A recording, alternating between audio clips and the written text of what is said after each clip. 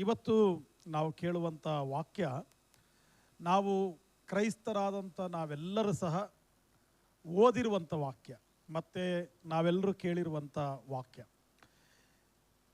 ಪ್ರತಿ ಮನುಷ್ಯನಿಗೂ ಈ ವಾಕ್ಯ ಅಂದರೆ ಭಾಳ ಇಷ್ಟ ರೀ. ಇವತ್ತು ನಾನು ಹೇಳುವಂಥ ವಚನ ಪ್ರತಿ ಮನುಷ್ಯನಿಗೂ ಭಾಳ ಇಷ್ಟ. ಯಾವುದಾ ವಾಕ್ಯ ಅಂದರೆ ಕೀರ್ತನೆ 23. ನಮಗೆ ಭಾಳ ಪರಿಚಯ ಇರೋ ವಾಕ್ಯ ಅಲ್ಲ, ಭಾಳ ಜನರಿಗೆ ಬಾಯಟ್ಟು ಕೂಡ ಬರುತ್ತೆ. ತುಂಬ ಜನರಿಗೆ ಆ ಕೀರ್ತನೆ ಓದುವಾಗ ಭಾಳ ಸಂತೋಷ ಆಗುತ್ತೆ. ಅದ್ಭುತವಾದ ಕೀರ್ತನೆ 23ನೇ ಕೀರ್ತನೆ. ಒಬ್ಬ ಮನುಷ್ಯ ಆ ಕೀರ್ತನೆಯ ವಿವರಣೆಯನ್ನು 6 ವಾಕ್ಯಗಳಿದೆ ಅಷ್ಟೇ, ಅದರಲ್ಲಿ ಕೇವಲ 6 ವಾಕ್ಯಗಳು. ಆ 6 ವಾಕ್ಯಗಳ ವಿವರಣೆಯನ್ನು ಒಬ್ಬ ಮನುಷ್ಯ ಬರಿತಾ ಕೂತ್ರೆ ಹೆಚ್ಚು ಕಡಿಮೆ 426 ಪುಟದ ದೊಡ್ಡ ಪುಸ್ತಕವನ್ನೇ ಬರೆದಂತೆ. 6 ವಾಕ್ಯಗಳ ವಿವರಣೆಯನ್ನು ಸುಮ್ಮನೆ ಬರೆಯೋಣ ಅಂತೇಳಿ ಕೂತ್ಕೊಂಡು 426 ಪುಟಗಳ ದೊಡ್ಡ ಪುಸ್ತಕವನ್ನೇ ಬರೆದಿಟ್ಟಂತೆ. ನೀವು ಗೂಗಲಲ್ಲಿ ಬೇಕಾದರೆ 23ನೇ ಕೀರ್ತನೆಯ ವಿವರಣೆಯ ಪುಸ್ತಕಗಳು ನೀವು ಸರ್ಚ್ ಮಾಡಿದ್ರೆ, ಹುಡುಕಿದರೆ ಸಾಕಷ್ಟು ಪುಸ್ತಕಗಳು 23ನೇ ಕೀರ್ತನೆ ಮೇಲೆ ನಿಮಗೆ ಬೇಕಾದಷ್ಟು ಬುಕ್ಸ್ಗಳು ಸಿಗ್ತವೆ. PDF ಅಲ್ಲಿ ತುಂಬ ಬುಕ್ಸ್ಗಳು ನಿಮಗೆ ಸಿಗ್ತವೆ. ಅಂದರೆ ಅಷ್ಟೊಂದು ಪುಸ್ತಕಗಳ ವಿವರಣೆ ಇರುವಂಥ ಕೀರ್ತನೆ 23ನೇ ಕೀರ್ತನೆ. ಕೇವಲ 6 ವಾಕ್ಯಗಳು, 6 ವಾಕ್ಯಗಳ ಮೇಲೆ ಅಷ್ಟೊಂದು ಪುಸ್ತಕಗಳು ಬರೆಯಲ್ಪಟ್ಟಿದೆ. ಅಂದರೆ ನೀವು ಆಲೋಚನೆ ಮಾಡಿರಿ, ಆ ಕೀರ್ತನೆಯನ್ನು ಎಷ್ಟು ಮಟ್ಟಿಗೆ ವಿವರಣೆ ಮಾಡೋಕ್ಕಾಗತ್ತೆ. ನಮಗಿರೋ ಅಂಥ 45 ನಿಮಿಷ ಅಥವಾ 1 ಗಂಟೆ ಒಳಗೆ ಇನ್ನೆಷ್ಟು ವಿವರಣೆ ಆಗತ್ತೆ ಆ ಕೀರ್ತನೆನ. ನನಗನ್ಸುತ್ತೆ ಆ ಕೀರ್ತನೆಯನ್ನು ಪೂರ್ತಿ ವಿವರಣೆ ಮಾಡೋಕ್ಕೆ ಸಾಧ್ಯ ಇಲ್ಲ. ನಾವಿವತ್ತು ಎಷ್ಟೇ ವಾಕ್ಯನ ಧ್ಯಾನ ಮಾಡಿದರು 23ನೇ ಕೀರ್ತನೆ ಮೇಲೆ, ಎಷ್ಟು ವಾಕ್ಯನ ಧ್ಯಾನ ಮಾಡಿದರು, ನನಗನ್ಸುತ್ತೆ ಒಂದು 3-5% ಕೂಡ ನಾವು ಧ್ಯಾನ ಮಾಡಲಿಕ್ಕಿಲ್ಲ ಆ ಕೀರ್ತನೆ ಬಗ್ಗೆ. ಅಷ್ಟು ಅದ್ಭುತವಾದಂಥ ಕೀರ್ತನೆ, ಭಾಳ ಚಂದವಾದ ಕೀರ್ತನೆ. ದಾವೀದನು ಬರೆದ ಕೀರ್ತನೆ ಅದು. ಸ್ಪಷ್ಟವಾಗಿ ದೇವ್ರ ವಾಕ್ಯ ಹೇಳುತ್ತೆ, ದಾವೀದನೇ ಬರೆದಂಥ ಕೀರ್ತನೆ ಅದು. ಆ ಕೀರ್ತನೆಯಲ್ಲಿ ಕುರುಬನಿಗೂ ಮತ್ತು ಕುರಿಗೂ ಇರುವಂಥ ಸಂಬಂಧಗಳ ಬಗ್ಗೆ ಮಾತಾಡುತ್ತೆ ಆ ಕೀರ್ತನೆ. ದೇವರು ಒಬ್ಬ ಕುರುಬನಾಗಿ, ನಾವು ಕರ್ತನ ಸನ್ನಿಧಾನದಲ್ಲಿ ಒಂದು ಕುರಿಯೋಪಾದಿಯಲ್ಲಿದ್ದು ಕುರುಬನಿಗೂ ಕುರಿಗಳಿಗೂ ಮಧ್ಯದಲ್ಲಿರುವಂಥ ಸಂಬಂಧ ಮತ್ತು ಒಡನಾಟದ ಬಗ್ಗೆ ಅಲ್ಲಿ ಬರೆಯಲ್ಪಟ್ಟಿದೆ. ಅದಕ್ಕೆ ನಾವೇನು ಹೇಳ್ತೀವಿ ಅಂದರೆ ಅಲಂಕಾರದ ರೂಪದಲ್ಲಿ ಬರೆಯಲ್ಪಟ್ಟಿರೋದು ಅಂತೀವಿ. ಅಂದರೆ ಹೋಲಿಕೆ ಮಾಡಿ, ಉದಾಹರಣೆಗೆ ಯಾವುದಾದ್ರೂ ವಸ್ತುವಿಗೆ, ಯಾವುದಾದ್ರೂ ಪ್ರಾಣಿಗೆ ಅಥವಾ ಯಾವುದಾದ್ರೂ ಪರಿಸ್ಥಿತಿಗೆ ಹೋಲಿಕೆ ಮಾಡಿ ಮಾತಾಡ್ತಿರ್ತೀವಲ್ಲ. ಈಗ ಉದಾಹರಣೆಗೆ ಕೋತಿ ಥರ ಇದೆ ಅಂತಂದರೆ ಅದು ಚುರುಕಾಗಿರುವಂಥದ್ದು ಅಂತ, ಇಲ್ಲ ಬೇರೆ ಏನಾದರೂ ಒಂದು ವಸ್ತುವಿನ ಬಗ್ಗೆ ಹೋಲಿಕೆ ಮಾಡಿದ್ರೆ ಅದು ಈ ಥರ ಇದೆ ಅಂತ ನಾವು ಕೆಲವು ಹೋಲಿಕೆ ಮಾಡಿ ಮಾತಾಡ್ತೀವಲ್ಲ. ಆ ಥರ ನಮ್ಮೆಲ್ಲರನ್ನು ಸಹ ದಾವೀದನನ್ನು ಸೇರಿಸಿ ನಮ್ಮೆಲ್ಲರನ್ನು ಕೂಡ ಕುರಿಯ ಸ್ಥಾನದಲ್ಲಿಟ್ಟು ನಮ್ಮನ್ನು ಮಾತಾಡ್ತಾನೆ. ಕುರಿಯೋಪಾದಿಯಲ್ಲಿ ನಾವಿದ್ದೀವಿ. ತಂದೆಯಾದ ದೇವರು ಹೆಂಗಿದ್ದಾರೆ ಹಂಗಾದರೆ, ಆತನು ಕುರುಬನ ಸ್ಥಾನದಲ್ಲಿ ಇದ್ದಾನೆ ಅಂತೇಳಿ ಕುರಿ ಮತ್ತು ಕುರುಬರ ಮಧ್ಯದಲ್ಲಿರುವಂಥ ಒಡನಾಟದ ಬಗ್ಗೆ ದೇವ್ರ ವಾಕ್ಯದಲ್ಲಿದೆ. ಯಾಕೆ ನಮ್ಮನ್ನು ಕುರಿಗೆ ಹೋಲಿಕೆ ಮಾಡಿದ್ದಾರೆ? ಬೇರೆ ಯಾವುದಾದ್ರೂ ಪ್ರಾಣಿಗೆ ಹೋಲಿಕೆ ಮಾಡ್ಬೋದಿತ್ತಲ್ಲ, ಕುರಿಗೆ ಯಾಕೆ ಹೋಲಿಕೆ ಮಾಡಿದರು? ಒಬ್ಬ ದೇವರ ಮಗನನ್ನು ಕುರಿಗೆ ಯಾಕೆ ಹೋಲಿಕೆ ಮಾಡಿದ್ದಾರೆ ಅಂದರೆ, ಸಾಮಾನ್ಯವಾಗಿ ಎಲ್ಲ ಪ್ರಾಣಿಗಳಿಗೆ ಏನಾದರೂ ಒಂದು ಅಪಾಯ ಎದುರಾಗಿ ಬಂದರೆ, ಇಲ್ಲ ಶತ್ರುವಿನ ಅಪಾಯ ಎದುರಾಗಿ ಬಂದರೆ, ಎಲ್ಲ ಪ್ರಾಣಿಗಳು 2 ಕಾರ್ಯ ಮಾಡುತ್ತೆ. ಒಂದು, ಹೋರಾಡುತ್ತೆ. ಆ ಪ್ರಾಣಿ ಹೋರಾಡುತ್ತೆ, ಸಾಧ್ಯವಾದ ಮಟ್ಟಿಗೆ ಫೈಟ್ ಮಾಡುತ್ತೆ. ಇಲ್ಲಾಂದರೆ ಏನು ಮಾಡುತ್ತೆ? ಓಡೋಗುತ್ತೆ. ಹೋರಾಡುತ್ತೆ, ಇಲ್ಲಾಂದರೆ ಓಡೋಗುತ್ತೆ. ಆದರೆ ಕುರಿ ಇದೆರಡೂ ಮಾಡಲ್ಲ. ಕುರಿ ಓಡೋಗೋದು ಇಲ್ಲ, ಕುರಿ ಹೋರಾಡುವುದೂ ಇಲ್ಲ. ಇದೇ ಇಲ್ಲ, ಕುರಿ ಹೋರಾಡೋದು ಇಲ್ಲ, ಓಡೋಗೋದಿಲ್ಲ. ಯಾಕೆ ಹೋರಾಡಲ್ಲ, ಯಾಕೆ ಓಡೋಗಲ್ಲ ಅಂದರೆ, ಕುರಿಯನ್ನು ಕಾಯುವುದಕ್ಕೆ ದೇವರು ಪಕ್ಕದಲ್ಲಿದ್ದಾನಲ್ಲ. ಕುರಿಗೆ ಬರುವಂಥ ಅಪಾಯದಿಂದ ತಪ್ಪಿಸುವುದಕ್ಕೆ ಪಕ್ಕದಲ್ಲಿ ಯಾರಿದ್ದಾನೆ? ಕುರುಬನಿದ್ದಾನಲ್ಲ. ಕುರಿ ಒಂದು ಪ್ರಾಣಿ ಮಾತ್ರನೇ ಸಂಪೂರ್ಣವಾಗಿ ಕುರುಬನ ಮೇಲೆ ಆತುಕೊಳ್ಳುತ್ತೆ. ಕುರಿ ಒಂದೇ ಪ್ರಾಣಿ ಸಂಪೂರ್ಣವಾಗಿ ಕುರುಬನ ಮೇಲೆ ಆತುಕೊಳ್ಳುತ್ತೆ. ಫೈಟ್ ಮಾಡಿದ್ರು ನನ್ನ ಪರವಾಗಿ ಕುರುಬನೇ ಫೈಟ್ ಮಾಡ್ತಾನೆ, ಮತ್ತೆ ನನ್ನನ್ನು ರಕ್ಷಣೆ ಮಾಡಿದ್ರು ನನ್ನ ಪರವಾಗಿ ಕುರುಬನ ನಿಂತಿದ್ದು ನನ್ನನ್ನು ಸಂರಕ್ಷಣೆ ಮಾಡ್ತಾನೆ. ನಾನು ಓಡಿ ಹೋಗುವ ಅವಶ್ಯಕತೆಯೂ ಇಲ್ಲ, ನಾನು ಹೋರಾಡುವ ಅವಶ್ಯಕತೆಯೂ ಇಲ್ಲ. Hallelujah, hallelujah. ಒಬ್ಬ ಕುರುಬನಾದವನು ನನ್ನನ್ನು ಪ್ರೊಟೆಕ್ಟ್ ಮಾಡ್ತಾನೆ, ಅಂದರೆ ನನ್ನನ್ನು ಸಂರಕ್ಷಣೆ ಮಾಡ್ತಾನೆ. ಆದ ಕಾರಣ ಕುರಿ ಓಡೋಗೋದಿಲ್ಲ, ಕುರಿ ಮತ್ತೆ ಹೋರಾಡುವುದು ಇಲ್ಲ. ಕುರುಬನಿರುವ ಕಾರಣ ಸಂಪೂರ್ಣ ಆ ಕುರಿಯು ಕುರುಬನ ಮೇಲೆ ಆತುಕೊಳ್ಳುತ್ತೆ. ಮತ್ತೆ ಇಲ್ಲಿ ಗಮನಿಸ್ರಿ, ಮತ್ತು ಸಾಮಾನ್ಯವಾಗಿ ಒಂದು 50 ನಾಯಿಗಳು, ಇಲ್ಲಾಂದ್ರೆ ಒಂದು 20-30 ನಾಯಿಗಳು ಸೇರಿ ಒಂದು ಹುಲಿಯನ್ನು ಬೇಕಾದರೆ ಎದುರಿಸ್ತವೆ. ಒಂದು 20-50 ನಾಯಿಗಳು ಒಟ್ಟಿಗೆ ಸೇರಿಕೊಂಡ್ರೆ ಒಂದು ಹುಲಿಯನ್ನು ಎದುರಿಸ್ತವೆ. ಆದರೆ 1000 ಕುರಿಗಳು ಸೇರಿ ಒಂದು ನಾಯಿಯನ್ನು ಎದುರಿಸಲ್ಲ. 1000 ಕುರಿಗಳು ಸೇರಿದ್ರೂ ಒಂದು ನಾಯಿಯನ್ನು ಎದುರಿಸಲ್ಲ. ನೀವು ಬೇಕಾದರೆ ಕುರಿ ಕಾಯುವಂಥ ಹಿಂಡನ್ನು ತಗೊಂಡು ಹೋಗ್ತಾ ಇರ್ತಾರಲ್ಲ, ನೀವು ಅವ್ರನ್ನ ಗಮನಿಸ್ರಿ, 1 ಅಥವಾ 2 ನಾಯಿಗಳನ್ನ ಇಟ್ಕೊಂಡಿರ್ತಾರೆ ಜೊತೆಯಲ್ಲಿ. ಕುರಿಗಳು 106 ಇರ್ತವೆ, ನಾಯಿಗಳು ಕಾಪಾಡೋಕ್ಕೆ ಪ್ರೊಟೆಕ್ಟ್ ಮಾಡಲಿಕ್ಕೆ 1 ಅಥವಾ 2 ನಾಯಿಗಳಿರ್ತವೆ. ಒಂದು ನಾಯಿ ಇದ್ದರೆ ಸಾಕು 1000 ಕುರಿಗಳನ್ನು ಪ್ರೊಟೆಕ್ಟ್ ಮಾಡುತ್ತೆ ಅದು. ಅಂದರೆ 1000 ಕುರಿಗಳು ಸೇರಿ ಒಂದು ನಾಯಿಯನ್ನು ಎದುರಿಸೋಕ್ಕಾಗಲ್ಲ. ಯಾಕೆ ಆ ಥರ ಅಂದರೆ, ಆ ಕುರಿ ಸಂಪೂರ್ಣವಾಗಿ ಯಾರ ಮೇಲೆ ಹತ್ಕೊಳ್ಳುತ್ತೆ? ಕುರುಬನ ಮೇಲೆ ಹತ್ಕೊಳ್ಳುತ್ತೆ. ಆದ ಕಾರಣ ಅದಕ್ಕೆ ಯಾರನ್ನು ಎದುರಿಸುವ ಅವಶ್ಯಕತೆ ಇಲ್ಲ. Hallelujah, hallelujah. ಮತ್ತು ಸಾಮಾನ್ಯವಾಗಿ ನಾವೇನು ನೋಡ್ತೀವಿ ಅಂದರೆ, ನಾನು ಏನು ಹೇಳಕ್ಕೆ ಹೋಗ್ತಿದ್ದೀನಿ, ಯಾಕೆ ನಮ್ಮನ್ನು ಕುರಿಗೆ ಹೋಲಿಕೆ ಮಾಡಿದ್ದಾರೆ ಅನ್ನೋದನ್ನು ನಾನು ಮಾತಾಡ್ತಿದ್ದೀನಿ. ಸಾಮಾನ್ಯವಾಗಿ ಈ ಕತ್ತೆ ಕಾಡುಗತ್ತೆ, ಎಮ್ಮೆ ಕಾಡೆಮ್ಮೆ, ಕೋಣ ಕಾಡು ಕೋಣ, ನಾಯಿ ಕಾಡು ನಾಯಿ, ಬೆಕ್ಕು ಕಾಡು ಬೆಕ್ಕು, ಹಿಂಗಿದೆ ಅಲ್ಲ. ಊರು ಬೆಕ್ಕು ಒಂದಿರುತ್ತೆ, ಕಾಡು ಬೆಕ್ಕು. ಊರು ನಾಯಿ ಒಂದಿರುತ್ತೆ, ಕಾಡು ನಾಯಿ ಒಂದಿರುತ್ತೆ. ಊರು ಕತ್ತೆ ಒಂದಿರುತ್ತೆ, ಕಾಡುಗತ್ತೆ ಒಂದಿರುತ್ತೆ. ಆ ಥರ ಇರುತ್ತೆ. ಆದರೆ ಕುರಿ ಮತ್ತು ಕಾಡು ಕುರಿ ಅಂತಿದೆಯಾ? ಇಲ್ಲ. ಯಾಕೆ ಆ ಥರ ಇಲ್ಲ ಅಂದರೆ, ಕುರಿ ಸಂಪೂರ್ಣವಾಗಿ ಕುರುಬನ ಮೇಲೆ ಆತುಕೊಳ್ಳುತ್ತೆ. ಕುರಿಯನ್ನು ಸಾಕುವವನು ಒಬ್ಬನು ಇರಲೇಬೇಕು. ಹಲ್ಲೆಲೂಯಾ. ನಾಯಿ ಸಾಕೋನೊಬ್ಬನು ಇಲ್ಲದಿದ್ದರೂ ನಾಯಿಗಳು ಬದುಕ್ತವೆ. ಕತ್ತೆಗಳು ಸಾಕೋನೊಬ್ಬನು ಇಲ್ಲ ಅಂದ್ರೆ ಕತ್ತೆಗಳು ಬದುಕ್ತವೆ. ಆದರೆ ಕುರಿಯನ್ನು ಒಬ್ಬನು ಸಾಕುವವನಿಲ್ಲದಿದ್ದರೆ ಕುರಿಗಳು ಬದುಕಲ್ಲ.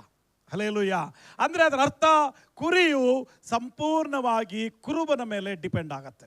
ಇವತ್ತು ನಾನು ಹೇಳುವಂಥ ವಚನ, ಯಾರೆಲ್ಲ ನೀವಿಲ್ಲಿ ದೇವರ ಮೇಲೆ ಪೂರ್ತಿಯಾಗಿ ಆತುಕೊಳ್ಳುವವರಿದ್ದೀರೋ ನಿಮಗದು ಭಾಳ ಆಶೀರ್ವಾದವಾಗಿರುತ್ತೆ. ಇಲ್ಲ, ನನ್ನ ಬದುಕು ನಾನು ಬದುಕ್ತೀನಿ, ನನ್ನ ಜೀವನ ನನಗೆ ಬದುಕ್ತೀನಿ, ನಾನು ಇಷ್ಟ ಬಂದಂಗೆ ನಾನು ನಡ್ಕೊಳ್ತೀನಿ, ನನಗೆ ಯಾರು ಕೇಳಬೇಕು ಅನ್ನೋರಿಗೆ ನಿಮಗೆ ಈ ವಾಕ್ಯ ಪ್ರಯೋಜನ ಆಗಲ್ಲ.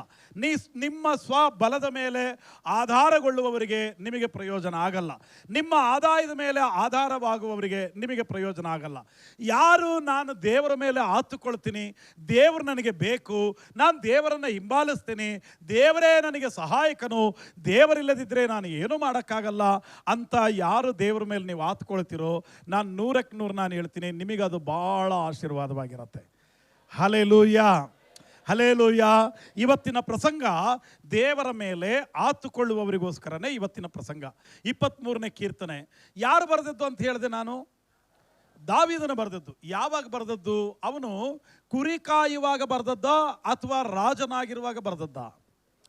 ಭಾಳ ಜನರು ಹಂಗೆ ತಿಳ್ಕೊಳ್ತಾರೆ. ಕುರಿ ಕಾಯುವಾಗ ದಾವೀದನು ಈ ಕೀರ್ತನೆಯನ್ನು ಬರೆದಿದ್ದಾನೆ ಅಂತ ತಿಳ್ಕೊಳ್ತಾರೆ. ಯಾಕಂದರೆ ಕುರಿ ಕುರುಬನಿಗಿರುವಂಥ ಸಂಬಂಧದ ಬಗ್ಗೆ ಮಾತಾಡ್ತಿದ್ದಾನಂದರೆ ಅದರ ಅರ್ಥ ಕುರಿ ಕಾಯುವಾಗ ಬರೆದಿರಬಹುದು. ಆರಾಮಾಗೆ ಒಂದು ಕಲ್ಲಿನ ಮೇಲೆ ಕುತ್ಕೊಂಡು, ಬಂಡೆ ಮೇಲೆ ಕುತ್ಕೊಂಡು, ಅಲ್ಲಿ ಮುಂದ್ಗಡೆ ನೀರು ಹರಿತಾ ಇರುವಾಗ ಸುಂದರವಾದ ವಾತಾವರಣದಲ್ಲಿ ಪಕ್ಕದಲ್ಲಿ ಕುರಿಗಳನ್ನು ಮೇಯಿಸ್ಕೊಳ್ತಾ ಈ ಹಾಡನ್ನು ಬರೆದಿರಬಹುದು ಅಂತ ಭಾಳ ಜನರು ಅಂದುಕೊಳ್ತಾರೆ. ಆದರೆ ಆ ಕೀರ್ತನೆ ಬರೆದದ್ದು ಕುರಿಗಳನ್ನು ಕಾಯುವಾಗ ಅಲ್ಲ, ಅವನು ರಾಜನಾಗಿರುವಾಗ ಬರೆದ ಕೀರ್ತನೆ. ರಾಜನಾಗಿರುವಾಗ ಬರೆದ ಕೀರ್ತನೆ. ಆಮೇಲೆ ಈ ಕೀರ್ತನೆಯನ್ನು ಬರೆದದ್ದು ಅವನು ಆರಾಮಾಗಿ, ನಾನು ಹೇಳಿದ್ನಲ್ಲ, ನದಿಯ ದಡದಲ್ಲಿ ಕೂತ್ಕೊಂಡಿರುವಾಗ ಹಾಯಾಗಿದ್ದಾಗ ಬರೆದ ಕೀರ್ತನೆ ಅಲ್ಲ. ಅವನು ಇಕ್ಕಟ್ಟಾದ ಪರಿಸ್ಥಿತಿಗಳು, ಕಷ್ಟಕರವಾದ ಪರಿಸ್ಥಿತಿಗಳು, ಭಯಂಕರವಾದ ಆತಂಕ ಭಯಗಳ ಮಧ್ಯದಲ್ಲಿ ಹಾದು ಹೋಗುವಾಗ, ಅರಣ್ಯದಲ್ಲಿದ್ದಾಗ ಅವನು ಬರೆದ ಕೀರ್ತನೆ ಅದು. 17 ಯುದ್ಧಗಳನ್ನು ಮಾಡಿದವನು ದಾವೀದು. 17 ಯುದ್ಧಗಳಲ್ಲಿ ಜಯಿಸಿದವನು. ಲಕ್ಷಾನುಲಕ್ಷ ಇಸ್ರಾಯೇಲರ ಮೇಲೆ ಆಳ್ವಿಕೆ ಮಾಡುವವನು. ಇಸ್ರಾಯೇಲರಿಗೊಂದು ಸಾಮ್ರಾಜ್ಯವನ್ನು ಕಟ್ಟಿಕೊಟ್ಟವನು. ಎಲ್ಲ ವಿದ್ಯೆ ಪಾಂಡಿತ್ಯವನ್ನು ಬಲ್ಲವನು. ಅವನು ಈ ಕೀರ್ತನೆಯನ್ನು ಬರೀತಾ ಏನು ಹೇಳ್ತಾನಂದರೆ, ಯೆಹೋವನೇ ನನಗೆ ಕುರುಬನು, ನಾನು ಕೊರತೆ ಪಡೆನು ಅಂತ ಸ್ಟಾರ್ಟ್ ಮಾಡ್ತಾನೆ. ಹಲ್ಲೆಲೂಯಾ. ಅಂದರೆ ಅಷ್ಟು ದೊಡ್ಡ ಅರಸನಾಗಿರುವವನೇ ದೇವರ ಮೇಲೆ ಸಂಪೂರ್ಣವಾಗಿ ಆತುಕೊಂಡಿರುವಾಗ ಇಲ್ಲಿರುವಂಥ ನಾನು ನೀವು ಎಷ್ಟರವರು? ನಾವು ಅಷ್ಟು ಸಮರ್ಥರಲ್ಲ, ಅಷ್ಟು ಪರಾಕ್ರಮಶಾಲಿಗಳಲ್ಲ. ನಮ್ಮ ಇಡೀ ಜೀವಿತವನ್ನು ದೇವರ ಮೇಲೆ ಹಾಕಿ ದೇವರ ಮೇಲೆ ಆತುಕೊಂಡು ಜೀವಿಸುವಂಥ ಕೀರ್ತನೆ 23ನೇ ಕೀರ್ತನೆ. ಸಾಮಾನ್ಯವಾಗಿ ಈ ಕುರಿಗಳನ್ನೆಲ್ಲ ಕಾಯುವಾಗ ಒಂದು ಪದ್ಧತಿ ಇರುತ್ತೆ. ಒಂದು 3 ಜನ 4 ಜನ ಕುರಿಗಳನ್ನು ನಡೆಸ್ಕೊಂಡು ಹೋಗ್ತಾರೆ. ಎಲ್ಲ ಪ್ರಾಣಿಗಳನ್ನು ಯಾರಾದರೂ ಒಬ್ಬರು ಹಿಂದ್ಗಡೆ ಹೊಡೆದ್ರೆ ಮುಂದಕ್ಕೆ ಹೋಗ್ತವೆ. ಎಲ್ಲ ಪ್ರಾಣಿಗಳಿಗೆ, ಈಗ ನಾಯಿಗೆ ಹಿಂದಕ್ಕೆ ಹೊಡೆದ್ರೆ ಮುಂದಕ್ಕೆ ಹೋಗತ್ತೆ, ಕತ್ತೆಗೆ ಹಿಂದಕ್ಕೆ ಹೊಡೆದ್ರೆ ಮುಂದಕ್ಕೆ ಹೋಗತ್ತೆ, ಆ ಥರ ಇರ್ತವೆ.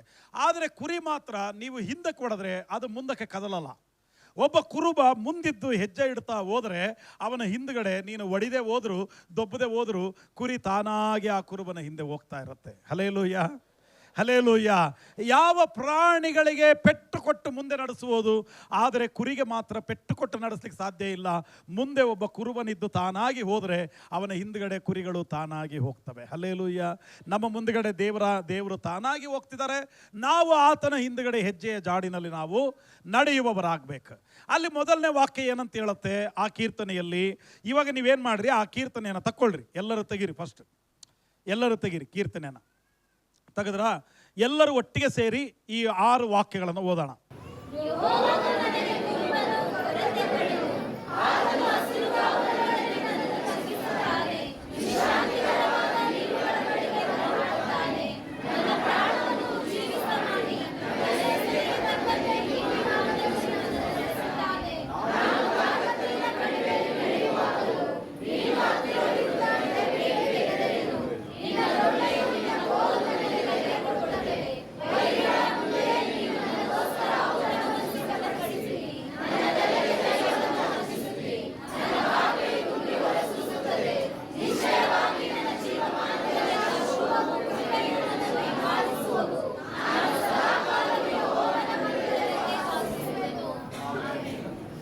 ಯೆಹೋವನೇ ನನ್ನ ಕುರುಬನು, ನಾನೇನು ಪಡಲ್ಲ, ಕೊರತೆ ಪಡೋದಿಲ್ಲ. ಯೆಹೋವನೇ ನನ್ನ ಕುರುಬನು ಅಂತ ಹೇಳುವಾಗ ನನಗೂ ಸರ್ವೇಶ್ವರನಾದ ದೇವರಿಗೂ ಮಧ್ಯದಲ್ಲಿ ಒಂದು ಸಂಬಂಧ ಇದೆ. ಅದು ನಿತ್ಯತ್ವದ ಸಂಬಂಧ, ಅದು ದೈವತ್ವದ ಸಂಬಂಧ, ಅದು ಸದಾ ಕಾಲವೂ ಇರುವಂಥ ಸಂಬಂಧ, ಅದು ನಮ್ಮನ್ನು ಬಿಟ್ಟು ಕೊಡದೇ ಇರುವಂಥ ಸಂಬಂಧ, ನಮ್ಮನ್ನು ಅಗಲದೇ ಇರುವಂಥ ಸಂಬಂಧ. ಹಲ್ಲೆಲೂಯಾ. ಕುರಿಗೂ ಮತ್ತು ಕುರುಬನಿಗೂ ಎಂಥ ಸಂಬಂಧ ಇರ್ತದಂದ್ರೆ ಕುರುಬನು ಮತ್ತು ಕುರಿಯು ಅಗಲುವುದಕ್ಕೆ ಸಾಧ್ಯವಿಲ್ಲದ ಸಂಬಂಧ ಅದು. ಅಂಥ ಸಂಬಂಧವನ್ನ ದಾವೀದನು ಮಾತಾಡ್ತಾನೆ. ಯೆಹೋವನೇ ನನ್ನ ಕುರುಬನು ಅಂತ ದೈವತ್ವದ ಸಂಬಂಧವನ್ನು ಮಾತಾಡ್ತಿದ್ದಾನೆ. ಏನಿದು ದೈವ ಸಂಬಂಧ? ಯಾವುದಿದು ನಿತ್ಯ ಕಾಲಕ್ಕಿರುವಂಥ ಸಂಬಂಧ? ಉದಾಹರಣೆಗೆ ನಾನು ನಿಮಗೆ ಹೇಳ್ತೀನಿ. ಎಲ್ಲಾದರೂ ನಾವು ಟ್ರಾವೆಲ್ ಮಾಡುವಾಗ, ಪ್ರಯಾಣ ಮಾಡುವಾಗ ನಿಮ್ಮ ಹತ್ರ ಫೋನ್ ಇರ್ತದೆ, ಅದರೊಳಗಡೆ ಸಿಮ್ಮು ಇರುತ್ತೆ, ಅದಕ್ಕೆ ರೀಚಾರ್ಜ್ ಕೂಡ ಮಾಡಿರ್ತೀವಿ. ಆದರೆ ಕೆಲವೊಂದು ಸಾರಿ ಫೋನ್ ಮಾಡಿದ್ರೆ ಫೋನ್ ಸಿಗಲ್ಲ, ಇನ್ಕಮಿಂಗು ಬರಲ್ಲ, ಔಟ್ ಗೋಯಿಂಗು ಹೋಗಲ್ಲ. ಯಾಕೆ? ನೆಟ್ವರ್ಕ್ ಸಿಗ್ನಲ್ ಕಟ್ಟಾಗಿರುತ್ತಲ್ಲ, ಸಿಗ್ನಲ್ ಕಟ್ಟಾಗಿರುತ್ತೆ, ನೆಟ್ವರ್ಕ್ ಸಿಗ್ತಾ ಇರಲ್ಲ. ಅದಕ್ಕೋಸ್ಕರ ಆ ಒಂದು 3 ನಿಮಿಷ ಅಥವಾ ಆ ಒಂದು 5 ನಿಮಿಷ ಇಲ್ಲ ಕೆಲವು ಸಾರಿ ಒಂದು ಅರ್ಧ ಗಂಟೆ ನಮಗೆ ಸಿಗ್ನಲ್ ಕಟ್ಟಾಗತ್ತೆ. ದೇವ್ರ ಮಕ್ಕಳೇ, ನನ್ನನ್ನು ಕೇಳಿಸ್ಕೊಳ್ರಿ. ಫೋನಿಗೂ ಸಿಗ್ನಲಿಗೂ ಮಧ್ಯದಲ್ಲಿ ಸಂಬಂಧ ಕಟ್ಟಾಗ್ಬೋದು, ಆದರೆ ದೇವರಿಗೂ ನಮಗೂ ಯಾವತ್ತೂ ಯಾವ ಕ್ಷಣಕ್ಕೂ ಸಂಬಂಧ ಕಟ್ಟಾಗಲ್ಲ. ಹಲ್ಲೆಲೂಯಾ. ಅದಕ್ಕೆ ಹೇಳೋದು ನಿತ್ಯ ಕಾಲದ ಸಂಬಂಧ. ಯಾವಾಗಲೂ ಯಾವಾಗಲೂ ಯಾವಾಗಲೂ ಆತನು ನಮ್ಮ ಜೊತೆಯಲ್ಲಿರುವಂಥ ಸಂಬಂಧ, ಅದು ನಮ್ಮನ್ನು ನಡೆಸುವಂಥ ಸಂಬಂಧ, ನಮ್ಮನ್ನು ಸ್ಥಿರಪಡಿಸುವಂಥ ಸಂಬಂಧ. ಹಲ್ಲೆಲೂಯಾ. ಯೆಹೋವನು ನನಗೆ ಕುರುಬನು. ಮತ್ತೇನು ಹೇಳುತ್ತೆ? ನಾನೇನು ಮಾಡಲ್ಲ, ಕೊರತೆ ಪಡುವುದಿಲ್ಲ. ಕೊರತೆ ಪಡುವುದಿಲ್ಲ ಅಂದರೆ ಅದರ ಅರ್ಥ ನಮಗೆ ಕಷ್ಟಗಳಿಲ್ಲ, ಸಂಕಟಗಳಿಲ್ಲ, ಸಾಲಗಳಿಲ್ಲ, ಸಮಸ್ಯೆಗಳಿಲ್ಲ, ಬಾಧೆಗಳಿಲ್ಲ, ಅವಮಾನಗಳಿಲ್ಲ ಅಂತಲ್ಲ ಅದರ ಅರ್ಥ. ಹಂಗಲ್ಲ ಅದರ ಅರ್ಥ. ಕೊರತೆ ಇಲ್ಲ ಅಂದರೆ ಸಮೃದ್ಧಿ ಇದೆ ಅಂತ ಅರ್ಥ ಅಲ್ಲ. ಕೊರತೆ ಇಲ್ಲ ಅಂತಂದ್ರೇನು? ಇದೆಲ್ಲವೂ ಇದೆ, ಆದರೆ ಇದೆಲ್ಲವನ್ನು ನೋಡ್ಕೊಳ್ಳೋಕ್ಕೆ ನನಗೆ ಕುರುಬ ಇದೆ ನನ್ನ ಜೊತೆಯಲ್ಲಿ. ಹಲ್ಲೆಲೂಯಾ. ನನಗೆ ಸಮಸ್ಯೆಗಳಿದೆ, ಬಾಧೆಗಳಿದೆ, ಅವಮಾನಗಳಿದೆ, ಕಣ್ಣೀರಿದೆ, ಆದರೆ ನನಗೇನು ಕೊರತೆ ಇಲ್ಲಪ್ಪ. ಅದನ್ನೆಲ್ಲ ನೋಡ್ಕೊಳಕ್ಕೆ ನನ್ನ ಜೊತೆ ಯಾರಿದ್ದಾರೆ? ಕುರುಬನಿದ್ದಾನೆ. ಹಲ್ಲೆಲೂಯಾ. ನನಗೆ ನನ್ನ ಕುರುಬನ ಮೇಲೆ ನನಗೆ ಫುಲ್ ಕಾನ್ಫಿಡೆನ್ಸ್ ಇದೆ. ಎಂಥ ಆಪತ್ತು ವಿಪತ್ತುಗಳು ಬಂದರೂ ನನ್ನ ಕುರುಬನು ನನ್ನನ್ನು ಕಾಯ್ದು ಕಾಪಾಡ್ತಾನೆ. ನನಗೆ ಪೂರ್ತಿ ಕಾನ್ಫಿಡೆನ್ಸ್ ನನ್ನ ಕುರುಬನ ಮೇಲೆ. ಹಲ್ಲೆಲೂಯಾ. ನಿನಗಿದೆಯಾ ನಿನ್ನ ಕುರುಬನ ಮೇಲೆ ಕಾನ್ಫಿಡೆನ್ಸು? ಹಲ್ಲೆಲೂಯಾ. ಒಂದು ಮೂಕ ಪ್ರಾಣಿ ಕುರಿ ತನ್ನ ಕುರುಬನ ಮೇಲೆ ಅಷ್ಟು ಕಾನ್ಫಿಡೆನ್ಸ್ ಇರಬೇಕಾದ್ರೆ ಆರಾಧಿಸುವಂಥ ನಾವುಗಳು ನಮ್ಮ ಸರ್ವೇಶ್ವರನಾದ ದೇವರ ಮೇಲೆ ನಮಗೆಷ್ಟು ಕಾನ್ಫಿಡೆನ್ಸ್ ಇರಬೇಕ್ರಿ.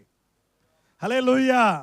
ನನಗೆ ಪೂರ್ತಿ ಭರವಸೆ ಇದೆ ನನ್ನ ಕುರುಬನ ಮೇಲೆ.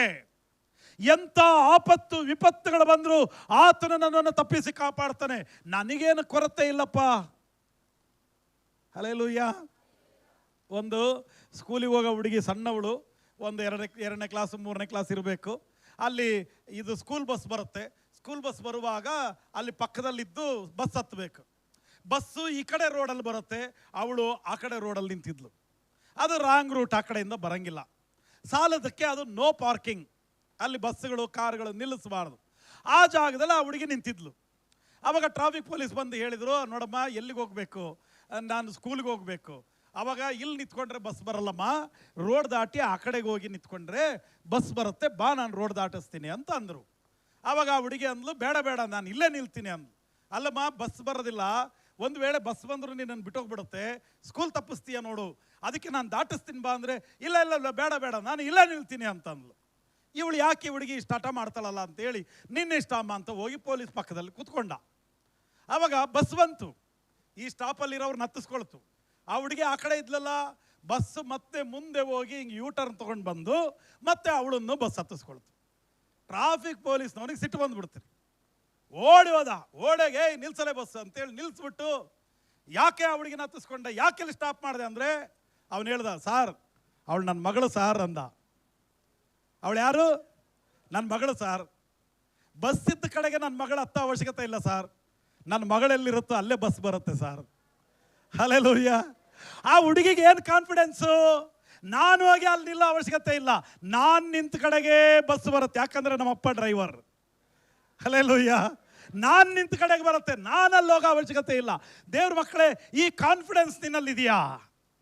ನೀನು ಇದ್ದಲ್ಲಿ, ನೀನು ಹೋದಲ್ಲಿ, ನೀನು ಮಾಡುವ ಕೆಲಸದಲ್ಲಿ, ನಿನ್ನ ಜವಾಬ್ದಾರಿಗಳಲ್ಲಿ, ನಿನ್ನ ಕುಟುಂಬದಲ್ಲಿ ದೇವ್ರು ನಿನ್ನ ಜೊತೆ ಇದ್ದಾನೆ ಅನ್ನುವಂಥ ಕಾನ್ಫಿಡೆನ್ಸ್ ನಿನಗಿದೆಯಾ? ಹಲ್ಲೆಲೂಯಾ. ಹಲ್ಲೆಲೂಯಾ.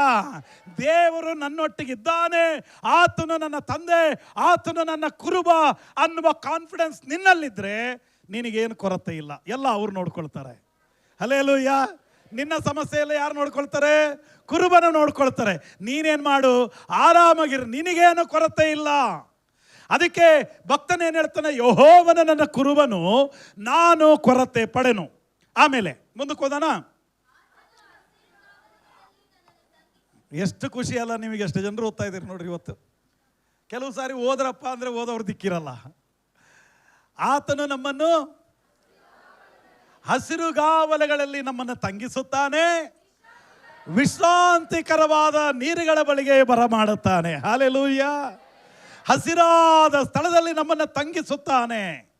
ಎಲ್ಲಿ ಹಸಿರು ಇರ್ತದೋ ಅಲ್ಲಿ ಕುರಿಗಳಿಗೆ ಮೇವನ್ನು ಕೊಟ್ಟು ವಿಶ್ರಾಂತಿಕರವಾದ ನೀರುಗಳ ಬಳಿಗೆ ಹೋಗಿ, ಸ್ವಚ್ಛವಾಗಿರುವಂಥ ನೀರು, ನಿಂತಿರುವಂಥ ನೀರು, ಆ ನೀರನ್ನು ಕುಡಿಸಿ ಇವಕ್ಕೆ ಬೇಕಾದಂಥ ವಿಶ್ರಾಂತಿಯನ್ನು, ಅಂದರೆ ಇವಕ್ಕೆ ಬೇಕಾದಂಥ ನಿದ್ರೆಯನ್ನು ಕುರುಬನು ಏರ್ಪಾಟು ಮಾಡ್ತಾನೆ. ನಿದ್ರೆಯನ್ನು ಏರ್ಪಾಟು ಮಾಡ್ತಾನೆ. ಅದು ಸುಖವಾಗಿ ನಿದ್ರಿಸಬೇಕು. ವಿಶ್ರಾಂತಿಕರವಾದ ಹಸಿರುಗಾವಲುಗಳಲ್ಲಿ ತಂಗಿಸುತ್ತಾನೆ. ತಂಗಿಸುತ್ತಾನೆ ಅಂದರೆ ಏನು? ಅಲ್ಲಿ ಅವಕ್ಕೆ ಉಳ್ಕೊಳ್ಳೋಕ್ಕೆ, ಸ್ಟೇ ಮಾಡಲಿಕ್ಕೆ, ನಿದ್ರೆ ಮಾಡಲಿಕ್ಕೆ ಎಲ್ಲ ವ್ಯವಸ್ಥೆಯನ್ನು ಮಾಡಿಕೊಡ್ತಾನೆ. ಕುರಿಗಳು ಚಂದವಾಗಿ ಮಲಗಬೇಕು, ಸುಖ ನಿದ್ರೆ ಮಾಡಬೇಕು. ದೇವ್ರ ಮಕ್ಕಳೇ, ಅವಕ್ಕೆ ಯಾವಾಗ ನಿದ್ದೆ ಬರುತ್ತೆ? ಅಥವಾ ನಾವು ಹಿಂಗೆ ಹೋಗೋಣ, ಯಾವಾಗ ಕುರಿಗಳಿಗೆ ನಿದ್ರೆ ಬರಲ್ಲ ಅದನ್ನು ನಾವು ನೋಡ್ತಾ ಹೋದರೆ ಯಾವಾಗ ನಿದ್ರೆ ಬರುತ್ತೆ ಅಂತ ಗೊತ್ತಾಗತ್ತೆ. ಯಾವಾಗ ನಿದ್ರೆ ಬರಲ್ಲ, ಉದಾಹರಣೆಗೆ ನಾನು ನಿಮಗೆ ಹೇಳ್ತೀನಿ. ಈ ಕುರಿಗಳು ಹಟ್ಟಿ ಒಳಗಡೆ ಇದ್ದಾವೆ. ಒಂದು 100 ಅಡಿ, ಒಂದು 50 ಅಡಿ, ಒಂದು 150 ಅಡಿ ದೂರದಲ್ಲಿ ಒಂದು ಹುಲಿನೋ, ಒಂದು ಸಿಂಹನೋ, ಒಂದು ತೋಳನೋ ಅಡ್ಡಾಡ್ತಿದೆ. ಈ ಕುರಿಗಳಿಗೆ ಆ ಗಮನ ಬಂತು. ಆವಾಗ ನಿದ್ರೆ ಬರುತ್ತಾ? ನಿದ್ದೆ ಬರಲ್ಲ. ಅಂದರೆ ಏನದರ ಅರ್ಥ? ಭಯ ಇದ್ದರೆ ನಿದ್ದೆ ಬರಲ್ಲ. ನಾನು 4 ವಿಷಯ ಹೇಳ್ತೀನಿ, ಚೆನ್ನಾಗಿ ಗಮನಿಸ್ರಿ ಯಾವಾಗ ನಿದ್ದೆ ಬರಲ್ಲ ಅಂತ. ಭಯ ಇದ್ದರೆ ಏನು ಬರಲ್ಲ? ನಿದ್ದೆ ಬರಲ್ಲ. ಭಯ ಎಲ್ಲಿಂದ ಬರುತ್ತೆ? ಮನೆ ಒಳಗಡೆಯಿಂದ ಬರಲ್ಲ. 4 ಗೋಡೆಗಳ ಮಧ್ಯದಲ್ಲಿ ಭಯ ಬರಲ್ಲ. ಕುಟುಂಬದ ಮಧ್ಯದಲ್ಲಿ ಭಯ ಬರಲ್ಲ. ಗಂಡ ಹೆಂಡತಿ ಮಕ್ಕಳು ತಂದೆ ತಾಯಿಗಳ ಮಧ್ಯದಲ್ಲಿ ಭಯ ಬರಲ್ಲ. ಒಬ್ಬರನ್ನೊಬ್ಬರು ನೋಡಿದ್ರೆ ಭಯ ಪಡ್ತೀರಾ? ಭಯ ಬರೋದಿಲ್ಲ. ಹಲ್ಲೆಲೂಯಾ. ಭಯ ಎಲ್ಲಿಂದ ಬರುತ್ತೆ? ಹೊರಗಡೆಯಿಂದ ಭಯ ಬರುತ್ತೆ. ಹೊರಗಿನ ಪರಿಸ್ಥಿತಿಗಳಿಂದ ಮನುಷ್ಯನಿಗೆ ಭಯ ಬರುತ್ತೆ. ನಾನಿವತ್ತು ಹೇಳ್ತೀನಿ ದೇವ್ರ ಮಕ್ಕಳೇ, ನಿನ್ನಲ್ಲಿ ಎಂಥ ಭಯವಿದ್ರು, ಎಂಥ ಆತಂಕಗಳಿದ್ರು, ಕುರುಬನಾದ ದೇವರು ನಮ್ಮ ಸಂಗಡ ಇರುವುದರಿಂದ ಎಲ್ಲ ಭಯವನ್ನು ನೀಗಿಸ್ಲಿಕ್ಕೆ ಆತನು ಶಕ್ತನಾಗಿದ್ದಾನೆ. ಇನ್ನೊಂದು ವಾರ ಬಿಟ್ಟು ಏನಾಗುತ್ತೋ, ಇನ್ನೊಂದು ತಿಂಗಳು ಬಿಟ್ಟು ಏನಾಗುತ್ತೋ, ಇನ್ನು 1 ವರ್ಷ ಬಿಟ್ಟು ಏನಾಗುತ್ತೋ ಅನ್ನುವಂಥ ಆತಂಕದಲ್ಲಿ ನೀನು ಹೋಗ್ತಾ ಇದ್ರೆ, ಇವತ್ತು ನಾನು ನಿನಗೆ ಹೇಳ್ತಾ ಇದ್ದೀನಿ, ನಿನ್ನ ಹೃದಯದಲ್ಲಿರುವ ಎಲ್ಲ ಆತಂಕವನ್ನು ನನ್ನ ದೇವರು ಬಿಡುಗಡೆ ಮಾಡ್ತಾರೆ. Hallelujah, hallelujah. ಗೋಲಿಯಾತನನ್ನು ದಾವೀದನು ಕೊಂದಾಕಿದ್ನಲ್ಲ, ಎಲ್ಲರೂ ಎದುರಿದ್ರು. ಇಸ್ರಾಯೇಲರು ಎದುರಿದ್ರು, ರಾಜನು ಎದುರಿದ, ಆದರೆ ದಾವೀದನು ಎದುರಲಿಲ್ಲ. ಯಾಕೆ ಎದುರಲಿಲ್ಲ? ಅವನಿಗೆ ಫುಲ್ ಕಾನ್ಫಿಡೆನ್ಸ್, ದೇವರು ನನ್ನ ಜೊತೆಯಲ್ಲಿದ್ದಾನೆ. ನಿನ್ನಲ್ಲಿ ಭಯ ಇದೆಯಾ? ನಿನ್ನ ಕುರುಬನನ್ನು ನೋಡು, ಎಲ್ಲ ಭಯ ಹೋಗುತ್ತೆ. ಹಲ್ಲೆಲೂಯಾ. 2ನೇ ಕಾರಣ ಯಾಕೆ ನಿದ್ರೆ ಬರೋದಿಲ್ಲ? ಈ ಕೆಲವು ಕುರಿಗಳು ಹೆಂಗಿರ್ತವಂದ್ರೆ, ಒಂದು 100 ಕುರಿಗಳಿದ್ರೆ ಆ 100 ಕುರಿಗಳ ಮಧ್ಯದಲ್ಲಿ ಒಂದು 5 ಅಥವಾ 10 ಗಂಡು ಕುರಿಗಳಿರ್ತವೆ. ಈ ಕುರಿಗಳು ಏನು ಮಾಡ್ತವಂದರೆ, ಈ ಕೆಲವು ಕುರಿಗಳು ಸೊಕ್ಕೇರಿದಂಥ ಕುರಿಗಳು ಬೇರೆ ಕುರಿಗಳಿಗೆ ತಿವಿಯೋದು, ತೊಂದರೆ ಪಡಿಸೋದು ಮಾಡ್ತಾ ಇರ್ತವೆ. ಆಗ ಉಳಿದ ಯಾವ ಕುರಿಗಳು ನಿದ್ರೆ ಮಾಡೋದಿಲ್ಲ. ಅಂದರೆ ಏನು? ಬಾಧೆ ಪಡಿಸ್ತವೆ. ಅಂದರೆ ಈ ಬಾಧೆ ಎಲ್ಲಿಂದ ಬರುತ್ತೆ? ಮನೆ ಒಳಗೆ ಬರುತ್ತೆ ಬಾಧೆ. ಮನೆ ಒಳಗುಟ್ಕೊಳ್ಳುತ್ತೆ ಬಾಧೆ. ಗಂಡನಿಂದ ಹೆಂಡತಿಗೆ, ಹೆಂಡತಿಯಿಂದ ಗಂಡನಿಗೆ, ಗಂಡ ಹೆಂಡತಿಯಿಂದ ಮಕ್ಕಳಿಗೆ, ಮಕ್ಕಳಿಂದ ತಂದೆ ತಾಯಿಗಳಿಗೆ ಬಾಧೆಗಳು ಪ್ರಾರಂಭ ಆಗ್ತವೆ. ಮಾತು ಕೇಳಲ್ಲ, ಸರಿಯಾಗಿ ನಡ್ಕೊಳ್ಳಲ್ಲ, ಹೇಳಿದ ರೀತಿಯಲ್ಲಿ ಜೀವಿಸಲ್ಲ. ಮನೆ ಒಳಗಡೆ ಇರ್ತಕ್ಕಂಥ ಒಬ್ಬರಿಗೊಬ್ಬರು ಅರ್ಥ ಮಾಡಿಕೊಳ್ಳಲಾರದೆ ಇರುವ ಪರಿಸ್ಥಿತಿ. ಇವೆಲ್ಲ ಏನು ಮಾಡ್ತವೆ? ಮನೆ ಒಳಗಡೆಗೆ ಬಾಧೆಗಳು ತರ್ತವೆ. ದೇವ್ರ ಮಕ್ಕಳೇ, ನಾನು ನಿಮಗೆ ಹೇಳ್ತೀನಿ, ಇವತ್ತು ನಿನ್ನೊಳಗಡೆ ಎಂಥ ಬಾಧೆ ಇದ್ದರೂ ಕೂಡ ದೇವರು ನಿನ್ನ ಬಾಧೆಗಳನ್ನು ಬಿಡುಗಡೆ ಮಾಡಲಿ. ನಿನ್ನ ಚಿಂತೆಗಳನ್ನು ದೇವರು ಬಿಡುಗಡೆ ಮಾಡಲಿ. ಹಲ್ಲೆಲೂಯಾ. ಒಂದು ಭಯವನ್ನು ದೇವರು ಬಿಡುಗಡೆ ಮಾಡಲಿ, 2ನೇದು ಬಾಧೆಗಳನ್ನು ಬಿಡುಗಡೆ ಮಾಡಲಿ. ಈ ಬಾಧೆಗಳು ಹೆಂಗಿರುತ್ತೆ ಅಂದರೆ, ಯೇಸು ಸ್ವಾಮಿ ಜೊತೆಯಲ್ಲಿ 3.5 ವರ್ಷಗಳ ಕಾಲ ಶಿಷ್ಯನಾಗಿ ಬದುಕಿದಂಥ ಇಸ್ಕರಿಯೋತ್ ಯೂದ, 30 ರೂಪಾಯಿ ಹಣಕ್ಕೆ ಯೇಸು ಸ್ವಾಮಿ ಕೈಗೊಂದು ಮುತ್ತು ಕೊಟ್ಟು ಯೇಸು ಸ್ವಾಮಿನ ಹಿಡ್ಕೊಟ್ಟಾಗ ಯೇಸು ಸ್ವಾಮಿ ಒಳಗಡೆ ಎಂಥ ಬಾಧೆ ಬಂದಿರಬೇಕು. ನನ್ನ ಮನುಷ್ಯನೇ, ನನ್ನ ಶಿಷ್ಯನೇ ನನ್ನನ್ನು ಹಿಡ್ಕೊಟ್ನಲ್ಲ ಅನ್ನುವಂಥ ಬಾಧೆ ಹೆಂಗಿರುತ್ತೆ?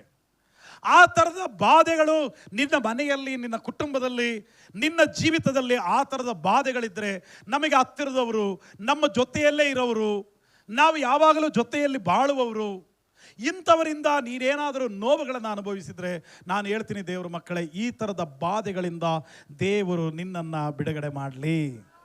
ಹಲ್ಲೆಲೂಯಾ. ಒಂದು ಭಯ ಇದ್ದರೆ ನಿದ್ದೆ ಬರಲ್ಲ, 2ನೇದು ಬಾಧೆ ಇದ್ದರೆ ನಿದ್ದೆ ಬರಲ್ಲ, 3ನೇದು ಭಾರ ಇದ್ದರೆ ನಿದ್ದೆ ಬರಲ್ಲ. ಯಾಕೋ ನಿದ್ದೆ ಬರ್ತಾ ಇಲ್ಲ, 1-2 ಸೈಜ್ಗಲ್ಲಿಡಿರುತ್ತಲ್ಲ ಎದೆ ಮೇಲೆ ಮಲ್ಕತ್ತೀನಿ ಅಂತೀವ, ಹಂಗಂತೀವ? ಯಾಕೋ ಸರಿಯಾಗಿ ನಿದ್ದೆ ಬರ್ತಿಲ್ಲ, 1-2 ಸೈಜ್ಗಲ್ಲು ಎದೆ ಮೇಲೆ ಇಡ್ರಿ ಅಂದರೆ ಬೆಳಗ್ಗೆ ಅಷ್ಟೊತ್ತಿಗೆ ಹೋಗಿರ್ತೀಯ ನೀನು. ಭಾರ ಇದ್ದರೆ ಏನಾಗಲ್ಲ? ನಿದ್ದೆ ಬರಲ್ಲ ರೀ. ಈಗ ಆ ಕುರಿಮರಿಗಳಿಗೆ ಏನು ಮಾಡಬೇಕು?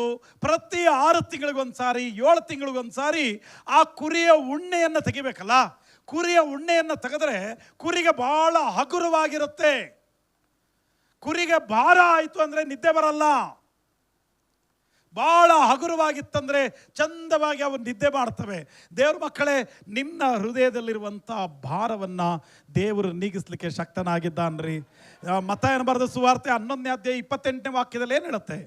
ಕಷ್ಟಪಡುವವರೇ, ಹೊರೆ ಹೊತ್ತವರೇ. ಹೊರೆ ಅಂದ್ರೆ ಏನು? ಭಾರ.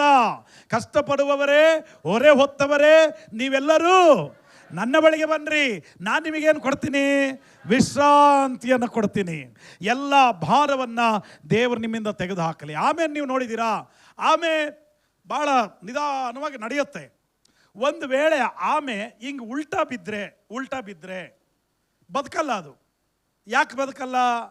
ಆದರೆ ಬೆನ್ನ ಮೇಲಿರುವಂಥ ತೂಕ ಇದೆಯಲ್ಲ, ಆ ತೂಕನ ಮತ್ತೆ ರಿವರ್ಸ್ ಮಾಡಿ ನಿಲ್ಲಕ್ಕೆ ಬರಲ್ಲ. ಅದಕ್ಕೆ ಯಾರಾದರೂ ಅದನ್ನು ರಿವರ್ಸ್ ಮಾಡಿ ಎತ್ತಿಟ್ರೆ ಮಾತ್ರ ಬದುಕತ್ತೆ.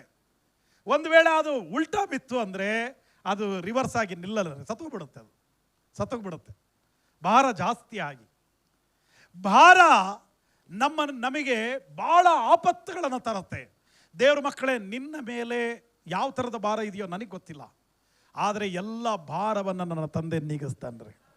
ನಿನ್ನ ಮೇಲೆ ಯಾವ ಥರದ ಹೊರೆ ಇದೆ ನನಗೆ ಗೊತ್ತಿಲ್ಲ. ಆಪಾದನೆ ಇದೆಯಾ, ಸಾಲ ಇದೆಯಾ, ಸಂಕಷ್ಟ ಇದೆಯಾ, ಅವಮಾನ ನಿನ್ನ ಮೇಲಿದೆಯಾ, ಕೆಟ್ಟ ಹೆಸರು ನಿನ್ನ ಮೇಲಿದೆಯಾ, ಏನು ಹೊರೆ ಇದ್ದರೂ ಕೂಡ ಕುರುಬನಾಗಿರುವ ದೇವರು, ನೀನು ಕುರಿಯಾಗಿರುವ ಕಾರಣ, ನಿನ್ನ ಪಕ್ಕದಲ್ಲೇ ಆತನ ನಿಂತಿರುವ ಕಾರಣ, ನೀನು ಆತನ ಮೇಲೆ ಆತುಕೊಂಡಿರುವ ಕಾರಣ ನಿನ್ನ ಎಲ್ಲ ಭಾರವನ್ನು ದೇವರು ನೀಗಿಸ್ತಾರೆ. ಹಲ್ಲೆಲೂಯ. ಇನ್ನು ಕೊನೆಯದು 4ನೇದು ಏನಂದರೆ ಆಹಾರ. ಊಟ ಇಲ್ಲ ಅಂದರೆ ನಿದ್ದೆ ಬರಲ್ಲ. ಇನ್ನು ಊಟದ ಬಗ್ಗೆ ನಾನು ಏನು ಜಾಸ್ತಿ ಹೇಳೋದು ಬೇಡ. ನಮಗೆ ಆಹಾರಕ್ಕೆ ದೇವರು ಏನೂ ಕೊರತೆ ಮಾಡಲಿಲ್ಲ. ದೇವರು ಸಮೃದ್ಧಿಯನ್ನು ದೇವರು ಅನುಗ್ರಹ ಮಾಡಿದ್ದಾರೆ. ಉಪವಾಸ ಇದೀವಿ ಅನ್ನುವಂಥ ಪರಿಸ್ಥಿತಿಯಲ್ಲಿ ದೇವರು ನಮ್ಮ ನಡೆಸಿಲ್ಲ.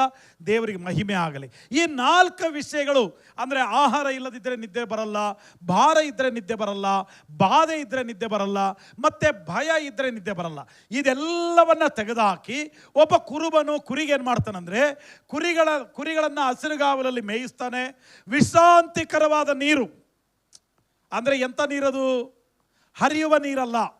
ಹರಿಯುವ ನೀರಿನಲ್ಲಿ ಈ ಕುರಿಗಳಿದೆಯಲ್ಲ, ಈ ನಾಯಿಗಳು ಕುಡ್ದಂಗೆ ಕುಡಿಯಲ್ಲ ನೀರನ್ನ, ನಾಲ್ಗೆಲ್ಲಿ ನೆಕ್ಕಿ ನೆಕ್ಕಿ ನೆಕ್ಕಿ ಕುಡಿಯಲ್ಲ. ಈ ಕುರಿಗಳು ಸೀದಾ ಮೂತಿನ ತಗೊಂಡೋಗಿ ಸೀದಾ ನೀರಿನೊಳಗಿಡ್ತವೆ ಅಲ್ಲ. ಈಗ ಹರಿಯುವ ನೀರಿನಲ್ಲಿ ನೀರು ಕುಡಿಸಕ್ಕೆ ಬಿಟ್ಟರೆ ಏನಾಗುತ್ತೆ? ಹುಳನೋ ಗಲೀಜೋ ಏನೋ ಮೂಗೊಳಗೆ ಹೋಗಿ ಸೇರ್ಕೊಳ್ಳುತ್ತೆ. ಅದಕ್ಕೆ ಹರಿಯುವಂಥ ನೀರು ಕುರಿಗೆ ಪ್ರಯೋಜನ ಆಗಲ್ಲ. ನಿಂತಿರುವಂಥ ನೀರಾಗಬೇಕು, ಅದು ಶುದ್ಧವಾದ ನೀರಾಗಬೇಕು. ಆ ವಿಶ್ರಾಂತಿಕರವಾದ ನೀರುಗಳ ಬಳಿಗೆ ಬರಮಾಡುತ್ತಾನೆ. ಮುಂದಕ್ಕೆ ಹೋಗೋಣ. ಈಗ ನೋಡ್ರಿ, ಏನು ಮಾಡಿ?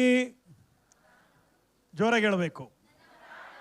ನನ್ನ ಪ್ರಾಣವನ್ನು ಉಜ್ಜೀವಿಸ ಮಾಡಿ. ಕೆಲವು ಕುರಿಗಳು ಹೆಂಗಿರ್ತಾವಂದ್ರೆ, ಈ ಗರ್ಭಧರಿಸಿದ ಕುರಿಗಳು ಹೆಂಗಿರ್ತಾವಂದ್ರೆ ಭಾಳ ದೂರ ನಡೆಯಲ್ಲ. ಅವು ಸ್ವಲ್ಪ ದೂರ ನಡೆದು ನಿಂತ್ಕೊಳ್ತವೆ. ಆವಾಗ ಕುರುಬ ಹೊಡಿಬಾರ್ದು ಅವಕ್ಕೆ, ಏಯ್ ನಡಿ ನಡಿ ನಡಿ ಅಂತೇಳಿ ಹೊಡಿಬಾರ್ದು. ಹಾಗೆ ನಿಂತಾಗ ಕುರುಬ ಏನು ಮಾಡ್ತಾನೆ? ತಾನೂ ನಿಲ್ತಾನೆ. ಅದು ಸ್ವಲ್ಪ ಹೊತ್ತು ಸುಧಾರಿಸ್ಕೊಳತ್ತೆ. ಕುರುಬ ಪಕ್ಕದಲ್ಲೇ ಇದಾನಲ್ಲ, ಧೈರ್ಯ ಅದಕ್ಕೆ ಸುಧಾರಿಸ್ಕೊಳತ್ತೆ. ಸ್ವಲ್ಪ ಹೊತ್ತು ಸುಧಾರಿಸ್ಕೊಂಡು ಮತ್ತೆ ಸ್ವಲ್ಪ ಹೊತ್ತು ನಡೆಯುತ್ತೆ. ಕುರುಬನು ಜೊತೆಯಲ್ಲಿ ನಡ್ಕೊಂಡು ಹೋಗ್ತಾನೆ. ಮತ್ತೆ ಸ್ವಲ್ಪ ಹೊತ್ತು ನಿಲ್ಲತ್ತೆ. ಆವಾಗ ಕುರುಬನು ನಿಲ್ತಾನೆ. ಆಯಾಸವನ್ನು ಸುಧಾರಿಸ್ಕೊಳ್ತಾ ಹೋಗುತ್ತೆ ಕುರಿ. ಯಾಕಪ್ಪ ಅಂದರೆ ಅದಕ್ಕೆ ಕಾನ್ಫಿಡೆನ್ಸ್. ಪಕ್ಕದಲ್ಲಿ ಯಾರಿದ್ದಾನೆ? ಕುರುಬನಿದ್ದಾನೆ. ದೇವ್ರ ಮಕ್ಕಳೇ, ನಿನ್ನ ಮಧ್ಯದಲ್ಲಿ ಬರುವ ನಿನ್ನ ಆಯಾಸಗಳು ತಡೆ ಮಾಡುವಂಥ ಪ್ರಯಾಣವನ್ನು ತಡೆ ಮಾಡುವಂಥ ಶಕ್ತಿಗಳು ಇವೆಲ್ಲವನ್ನು ಕೂಡ ದೇವರು ಬಿಡುಗಡೆ ಮಾಡುತ್ತಾ ನಿನ್ನ ಪ್ರಾಣವನ್ನು ಉಜ್ಜೀವಿಸ ಮಾಡ್ತಾನೆ. ಹಲ್ಲೆಲೂಯ. ಮತ್ತು ಕುರಿ ಮರಿಗಳೇನು ಮಾಡ್ತಾವೆ ಗೊತ್ತಾ? ಆ ಗರ್ಭಧರಿಸಿದ ಕುರಿ ಮರಿ ಹಾಕಿದ ನಂತರ ಈ ಮರಿಗಳು ಹೆಂಗೆ ಮಾಡ್ತಾವಂದರೆ, ಈ ತಾಯಂದ್ರಿಗಿಂತ ಭಾರಿ ಸ್ಪೀಡ್ ಓಡ್ತೀವೇನೋ ಅನ್ನಂಗೆ ಸ್ವಲ್ಪ ದೂರ ಓಡೋಗ್ತಾವವು. ಓಡೋಗಿ ಕಾಲುಗಳಲ್ಲಿ ಆಯಾಸ ಬರೋದ್ರಿಂದ ಅಲ್ಲೇ ನಿಂತು ಬಿಡ್ತವೆ. ಅವ ಕುರುಬ ಏನು ಮಾಡ್ತಾನೆ? ಆ ಕುರಿ ಮರಿನ ಎತ್ಕೊಂಡು ಕೈಯಲ್ಲಿ ಹಿಡ್ಕೊಂಡು ಕುರುಬ ಮುಂದಕ್ಕೆ ಹೋಗ್ತಾನೆ. Hallelujah, hallelujah. ನಿನ್ನ ಜೀವನದಲ್ಲಿ ಆಯಾಸ ಆಗಿದೆಯಾ? ಯಾಕಪ್ಪ ಈ ಬದುಕು ಅನ್ನೋ ಥರ ನಿನಗೆ ಅನ್ನಿಸಿದೆಯಾ? ಈ ಅನೇಕ ತಡೆಗಳು ನಿನ್ನ ಮುಂದಗಡೆ ಇದೆಯಾ? ಇನ್ನು ಮುಂದಕ್ಕೆ ಪ್ರಯಾಣ ಮಾಡೋಕ್ಕಾಗ್ತಾ ಇಲ್ವಾ? ದೇವ್ರ ಮಕ್ಕಳೇ, ನಾನು ಹೇಳ್ತೀನಿ, ನಿನ್ನ ಪಕ್ಕದಲ್ಲಿ ಕುರುಬನಿದ್ದಾನೆ. ನೀನು ಭಯಪಡಬೇಡ. ನಿನ್ನ ಪ್ರಾಣವನ್ನು ಉಜ್ಜೀವಿಸ ಮಾಡ್ತಾನೆ. ಹಲ್ಲೆಲೂಯ. ನಿನ್ನ ಪ್ರಾಣವನ್ನು ಏನು ಮಾಡ್ತಾನ್ರಿ? ಉಜ್ಜೀವಿಸ ಮಾಡ್ತಾನೆ. ನೀನು ಮರಣದ ಅನುಭವದಲ್ಲಿದ್ದರೂ ಸಹ, ಸಾವಿನ ಅನುಭವದಲ್ಲಿದ್ದರೂ ಸಹ, ಬಹಳ ಜನರು ಹೆಂಗಿದ್ದಾರೆ ಅಂದರೆ ಬದುಕಿದ್ದು ಕೂಡ ಬದುಕಿದ್ದಾರೆ, ಆದರೆ ಏನಕ್ಕೆ ಜೀವನ? ಆ ಥರದ ಪರಿಸ್ಥಿತಿಯಲ್ಲಿ ನೀನು ಹಾದು ಹೋಗ್ತಾ ಇದ್ರೆ ಈ ವಾಕ್ಯ ನಿನಗೆ ಹೇಳುತ್ತೆ ಏನಂತ? ನಿನ್ನ ಪ್ರಾಣವನ್ನು ದೇವರು ಏನು ಮಾಡ್ತಾರೆ? ಉಜ್ಜೀವಿಸ ಮಾಡ್ತಾರೆ. Hallelujah, hallelujah. ಸಂತೋಷ ಇದೆಯಾ? ಒಂದು ಕುರಿಗೂ ಕುರುಬನಿಗಿರುವ ಸಂಬಂಧವನ್ನು ನಾನು ಮಾತಾಡ್ತಿದ್ದೀನಿ. ದೇವ್ರ ಮಕ್ಕಳೇ, ನಮ್ಮ ಪ್ರಾಣವನ್ನು ದೇವರು ಏನು ಮಾಡ್ತಾರೆ? ಉಜ್ಜೀವಿಸ ಮಾಡಿ ಏನಂತೆ? ತನ್ನ ಹೆಸರಿಗೆ ತಕ್ಕಂತೆ ನೀತಿ ಮಾರ್ಗದಲ್ಲಿ ನಡೆಸುತ್ತಾನೆ. ಈ ಕುರಿಗಳು ಸಾಮಾನ್ಯವಾಗಿ ಏನು ಮಾಡ್ತವೆ, ಈ ಚಿಗುರಿರುವುದನ್ನು ಮಾತ್ರ ತಿಂತವಲ್ಲ, ಕಡ್ಡಿ ಇರೋದು ತಿನ್ನಬಾರ್ದು, ಅದು ಕಡ್ಡಿ ಕಸ ಇರುವಂಥ ತಿನ್ನಬಾರ್ದು. ಆ ಹುಲ್ಲಿನ ಚಿಗುರು, ಮೇಲ್ಭಾಗದ ಚಿಗುರು ಮಾತ್ರ ತಿನ್ನಬೇಕು. ಇವಾಗ ಈ ಪ್ರದೇಶದಲ್ಲಿರುವಂಥ ಚಿಗುರನ್ನು ತಿನ್ನುತ್ತೆ, ನಾಳೆ ಇನ್ನೊಂದು ಪ್ರದೇಶಕ್ಕೆ ತಗೊಂಡು ಹೋಗಬೇಕು, ಆ ಪ್ರದೇಶದ ತಿನ್ನುತ್ತೆ. ಆ ಇಸ್ರಾಯೇಲಲ್ಲಿ ಏನು ಮಾಡ್ತಾರೆ ಅಂದರೆ, ಆ ಕುರಿಗಳನ್ನು ಗುಡ್ಡದಿಂದ ಗುಡ್ಡಕ್ಕೆ ತಗೊಂಡು ಹೋಗ್ತಾರೆ, ಬೆಟ್ಟದಿಂದ ಬೆಟ್ಟಕ್ಕೆ ತಗೊಂಡು ಹೋಗ್ತಾರೆ. ಈ ಒಂದು 5-6 ಬೆಟ್ಟಗಳಾದ ಮೇಲೆ ಮೊದಲು ಬೆಟ್ಟ ಯಾವ ಬೆಟ್ಟದಲ್ಲಿ ಇತ್ತಲ್ಲ ಆ ಬೆಟ್ಟದಲ್ಲಿ ಮತ್ತೆ ಚಿಗುರಿರುತ್ತೆ, ಅವಾಗಲೇ ಮತ್ತೆ ತಿರುಗಿ ಇಲ್ಲಿಗೆ ಬರ್ತಾರೆ. ಅಂದರೆ ಹೊಸ ಹೊಸ ಸ್ಥಳಕ್ಕೆ ಕುರಿಗಳನ್ನು ತಗೊಂಡು ಹೋಗ್ತಾರೆ. ಯಾಕಪ್ಪ ಅಂದರೆ ಅಲ್ಲಿರುವಂಥ ಚಿಗುರನ್ನು ತಿನ್ನಲಿ ಅಂತ ಹೊಸ ಸ್ಥಳಕ್ಕೆ ತಗೊಂಡು ಹೋಗ್ತಾರೆ, ಹೊಸ ಸ್ಥಳಕ್ಕೆ ನಡೆಸ್ಕೊಂಡು ಹೋಗ್ತಾರೆ. ನನ್ನನ್ನು ಗಮನಿಸ್ರಿ ದೇವ್ರ ಮಕ್ಕಳೇ. ಹಾಗಿದ್ರೆ ಚಿಗುರಿರುವಂಥ ಸ್ಥಳಕ್ಕೆ ಕುರಿಗಳನ್ನು ನಡೆಸ್ಕೊಂಡು ಹೋಗೋದಾದರೆ ನನ್ನನ್ನು ನಿಮ್ಮನ್ನು ದೇವರು ಎಲ್ಲಿ ನಡೆಸ್ಕೊಂಡು ಹೋಗ್ತಾನೆ? ನೀತಿ ಇರುವ ಸ್ಥಳಕ್ಕೆ ನಡೆಸ್ಕೊಂಡು ಹೋಗ್ತಾನೆ. Hallelujah, hallelujah. ನಮ್ಮನ್ನು ನೀತಿಯ ಮಾರ್ಗದಲ್ಲಿ ನಡೆಸ್ತಾನೆ. ಮಗನೇ, ಮಗಳೇ, ನೀನೀಗ ಮಾಡಬಾರ್ದು, ನೀನಿಗೆ ಮಾಡಬಾರ್ದು, ನೀನು ಈ ಥರ ಮಾಡಬಾರ್ದು, ನೀನು ಈ ಥರ ಮಾಡಬಾರ್ದು ಅಂತ ಪ್ರತಿ ವಾರ ಹುಲ್ಲಿನ ಮೇವನ್ನು ನಮಗೆ ಅನುಗ್ರಹ ಮಾಡ್ತಾನೆ, ಆಹಾರವನ್ನು ಅನುಗ್ರಹ ಮಾಡ್ತಾನೆ. ನೀತಿಯಲ್ಲಿ ನಡಿಯಪ್ಪ, ನೀತಿಯಲ್ಲಿ ನಡಿ ನೀನು ಅಂತ ನೀತಿಯ ಮಾರ್ಗದಲ್ಲಿ ನಮ್ಮನ್ನು ದೇವರು ನಡೆಸ್ತಾರೆ. ಹಲ್ಲೆಲೂಯಾ. ಮತ್ತೆ ಮುಂದಕ್ಕೆ ಹೋಗೋಣ. ಈ ವಾಕ್ಯನ ಗಮನಿಸ್ರಿ. ಇವಾಗ ಇಲ್ಲಿವರೆಗೂ ಏನು ಓದಿದ್ವಿ ಅಂದರೆ, ಕುರುಬನು ಯೆಹೋವನು, ನೀನು ನನ್ನ ಕುರುಬನು, ಆಮೇಲೆ ನೀನಿರುವುದರಿಂದ ಕೊರತೆ ಪಡಲ್ಲ, ಆಮೇಲೆ ಹಸಿರುಗಾವಲಲ್ಲಿ ನೀನು ನನ್ನ ನಡೆಸ್ತೀಯ, ಆಮೇಲೆ ವಿಶ್ರಾಂತಿಕರವಾದ ನೀರುಗಳ ಬಳಿಗೆ ನೀನು ನನ್ನನ್ನು ತಗೊಂಡು ಬರ್ತೀಯ, ಆಮೇಲೆ ನೀನು ನನ್ನ ಪ್ರಾಣವನ್ನು ಉಜ್ಜೀವಿಸ್ತೀಯ, ಆಮೇಲೆ ನೀನು ನನ್ನನ್ನು ನಿನ್ನ ಹೆಸರಿಗೆ ತಕ್ಕಂಗೆ ನಡೆಸ್ತೀಯ. ಇಲ್ಲಿವರೆಗೂ ನೀನು ನೀನು ನೀನು ನೀನು. ಇವಾಗ ಏನು ಹೇಳ್ತಾನಂದ್ರೆ, ನಾನು ಕಾರ್ಗತ್ತಲಿನ ಕಣಿವೆಯಲ್ಲಿ ನಡೆಯುವಾಗಲೂ ಅಂತಾನೆ. ಇಲ್ಲಿವರೆಗೂ ನಡೆಸಿದ್ದು ನೀನು, ಇವಾಗ ಕಾರ್ಗತ್ತಲಿನ ಕಣಿವೆಯಲ್ಲಿ ನಡೆದಿದ್ದು ಯಾರು? ನಾನು. ಕುರುಬ ಏನು, ಕುರಿ ಕಾಯುವಂಥ ಮನುಷ್ಯ ಕುರಿಗಳನ್ನು ಕಾರ್ಗತ್ತಲಿನಲ್ಲಿ ನಡೆಸ್ತಾನ? ಇಲ್ಲಿ ಗುಂಡಿ ಇದೆ, ಇಲ್ಲಿ ಬೀಳಪ್ಪ ಅಂತಾನ? ಕತ್ತಲೆಯಲ್ಲಿ ನಡೆಸ್ಕೊಂಡು ಹೋಗ್ತಾನ? ಕಣಿವೆಯಲ್ಲಿ ನಡೆಸ್ತಾನ? ಇಲ್ಲ ರೀ. ಮುಳ್ಳುಗಳಿರುವ ಸ್ಥಳಕ್ಕೆ, ಕಲ್ಲುಗಳಿರುವ ಸ್ಥಳಕ್ಕೆ, ಆಮೇಲೆ ಗುಂಡಿಗಳಿರುವ ಸ್ಥಳಕ್ಕೆ, ಅಪಾಯ ಇರುವ ಸ್ಥಳಕ್ಕೆ ಯಾವ ಕುರುಬನು ಕುರಿಗಳನ್ನು ತಗೊಂಡು ಹೋಗಲ್ಲ. ಅದಕ್ಕೆ ಇಲ್ಲಿ ಭಕ್ತನೇನು ಹೇಳ್ತಾನಂದ್ರೆ, ನಾನು ಕಾರ್ಗತ್ತಲಿನ ಕಣಿವೆಯಲ್ಲಿ ನಡೆಯುವಾಗ, ಅದನ್ನು ನೀನು ನಡೆಸಿದ್ದಲ್ಲಪ್ಪ, ನೀನು ನಡೆಸಿದ್ದಲ್ಲ, ನಾನು ನಡೆದದ್ದು. ಕೆಲವು ಇಕ್ಕಟ್ಟಾದ ಪರಿಸ್ಥಿತಿಗಳಿಗೆ ನಾವು ದೇವರಿಗೆ ಪ್ರಶ್ನೆ ಮಾಡ್ತೀವಿ, ಆದರೆ ಪರಿಸ್ಥಿತಿ ತಂದುಕೊಂಡವರು ನಾವು. ಕೆಲವು ಕಾರಣಗಳಿಗೆ ನಾವು ದೇವರನ್ನ ದೂಷಣೆ ಮಾಡ್ತೀವಿ, ಆದರೆ ಮಾಡಿಕೊಂಡಿದ್ದು ನಾವು. ಅದಕ್ಕೆ ಭಕ್ತನೇನು ಹೇಳ್ತಾನಂದ್ರೆ, ನಾನು ಕಾರ್ಗತ್ತಲಿನ ಕಣಿವೆಯಲ್ಲಿ ನಡೆಯುವಾಗ ನೀನು ಹತ್ತಿರ ಇರುವುದರಿಂದ ಕೇಡಿಗೆ ಹೆದರುವುದಿಲ್ಲ. ಹಲ್ಲೆಲೂಯಾ. ಸ್ವಾಮಿ, ನೀನೇನು ನನ್ನನ್ನು ಗಾಢಾಂಧಕಾರದಲ್ಲಿ ನೀನು ನನ್ನನ್ನು ತಳ್ಳಿಲ್ಲ, ನಾನೇ ದಾರಿ ತಪ್ಪಿ ಹೋದೆ, ನಾನೇ ತಪ್ಪಾದ ಹೆಜ್ಜೆಗಳನ್ನು ಇಟ್ಟೆ, ನಾನೇ ತಪ್ಪಾದ ಕಾರ್ಯಗಳನ್ನು ಮಾಡಿದೆ. ಇವಾಗ ನಾನು ಭಯಂಕರವಾದ ಕಾರ್ಗತ್ತಲಿನಲ್ಲಿ ಬಿದ್ದು ಹೋಗಿದ್ದೀನಿ. ನನ್ನ ತಪ್ಪಿನಿಂದ, ನನ್ನ ಸಮಸ್ಯೆಗಳಿಂದ ನಾನು ಕಾರ್ಗತ್ತಲಿನ ಕಣಿವೆಯಲ್ಲಿ ಬಿದ್ದಿದ್ದೀನಿ. ಆದರೆ ನೀನು ನನ್ನ ಹತ್ತಿರ ಇದ್ದೀಯಾ ಅಂತ ನನಗೆ ಗೊತ್ತು. ಹಲ್ಲೆಲೂಯಾ. ದೇವ್ರ ಮಕ್ಕಳೇ, ಒಂದು ಶಬ್ದ ಏನು ಹೇಳುತ್ತೆ ಗೊತ್ತಾ? ದೇವರು ಸಿಗುವಾಗಲೇ ದೇವರನ್ನು ಹುಡುಕಿರಿ. ಅವಕಾಶ ಇರುವಾಗಲೇ ಪಡ್ಕೊಳ್ಳ್ರಿ, ಅವಕಾಶ ಇರುವಾಗಲೇ ದೇವರ ಸನ್ನಿಧಾನದಲ್ಲಿ ಕೇಳಿಕೊಳ್ಳ್ರಿ. ಅವಕಾಶ ಇರುವಾಗಲೇ. ನೀನು ಹತ್ತಿರ ಇದೆಯಾ? ಈಗ ಇದು ಅರ್ಥ ಆಗ್ಲಿಕ್ಕೆ ನಿಮಗೊಂದು ಉದಾಹರಣೆ ಹೇಳ್ತೀನಿ. ಒಬ್ಬ ಕುರುಡ, ದಾವೀದನ ಕುಮಾರನೇ ಯೇಸುವೇ ನನ್ನನ್ನು ಕರುಣಿಸು ಅಂತ ಕೂಗಿದ. ಶಿಷ್ಯರು ಗದರಿಸಿದರು ಅಲ್ಲ, ಮತ್ತೆ ಸುಮ್ಮನಾದ್ನ? ಏನಂತ ಕೂಗಿದ? ಜೋರಾಗಿ ಹೇಳಬೇಕು. ದಾವೀದನ ಕುಮಾರನೇ ಯೇಸುವೇ ನನ್ನನ್ನು ಕರುಣಿಸು ಅಂತ ಮತ್ತಷ್ಟು ಜೋರಾಗಿ ಕೂಗಿದ. ಯಾಕಂಗೆ ಕೂಗಿದ ಅವನು? ಯಾಕಂಗೆ ಕೂಗಿದ? ಯೇಸು ಸ್ವಾಮಿ ಅವನನ್ನು ಕರ್ಕೊಂಬರ್ರಪ್ಪ ಅಂತ ಹೇಳೋ ತನಕ ಕೂಗಿದ. ಯಾಕಂಗೆ ಕೂಗಿದ? ಏನಪ್ಪ? ಯೇಸು ಹೋದ್ರೆ ಮತ್ತೆ ಸಿಗಲ್ಲ, ಯೇಸು ಈ ದಾರಿಯಲ್ಲಿ ಬಂದಿದ್ದಾರೆ, ನಾನಿರುವ ಸ್ಥಳಕ್ಕೆ ಬಂದಿದ್ದಾರೆ, ನನ್ನ ಮುಂದುಗಡೆನೇ ಹಾದು ಹೋಗ್ತಾ ಇದ್ದಾರೆ. ಈಗ ಆತನು ಹೋಗ್ಬಿಟ್ರೆ ನನಗೆ ಸಿಗಲ್ಲ, ನನ್ನ ಹತ್ತಿರದಲ್ಲೇ ಇದ್ದಾನೆ ಯೇಸು. ಅದಕ್ಕೆ ಅವನು ಕೂಗಿದ, ದಾವೀದನ ಕುಮಾರನೇ ಯೇಸುವೇ ನನ್ನನ್ನು ಕರುಣಿಸು. ಯೇಸು ಸಿಗುವ ಕಾಲದಲ್ಲಿಯೇ ಯೇಸುವನ್ನ ಕೂಗು. ಹೆಣ್ಮಕ್ಕಳಿಗೆ ನಿಮ್ಗಳಿಗೊಂದು ಟೆನ್ಷನ್ ಇರುತ್ತೆ. ಪ್ರತಿದಿನ ಬೆಳಗ್ಗೆ ಎದ್ದ ತಕ್ಷಣನೇ ಏನು ಸಾಂಬಾರು ಮಾಡಬೇಕಿವತ್ತು. ಇದು ಯೂನಿವರ್ಸಲ್ ಚಾಲೆಂಜ್ ಹೆಣ್ಮಕ್ಳಿಗೆ ಎಲ್ರಿಗೂ, ಎಲ್ಲರ ಮನೆಗೂ ರೀ. ಏನು ಸಾಂಬಾರು ಮಾಡಬೇಕು? ನೆನ್ನೆ ಒಂದು ತರಕಾರಿದು ಮಾಡಿದ್ವಿ, ಇವತ್ತು ಒಂದು ತರಕಾರಿದು ಮಾಡಿದ್ವಿ, ನಾಳೆ ಏನು ಮಾಡೋಣ?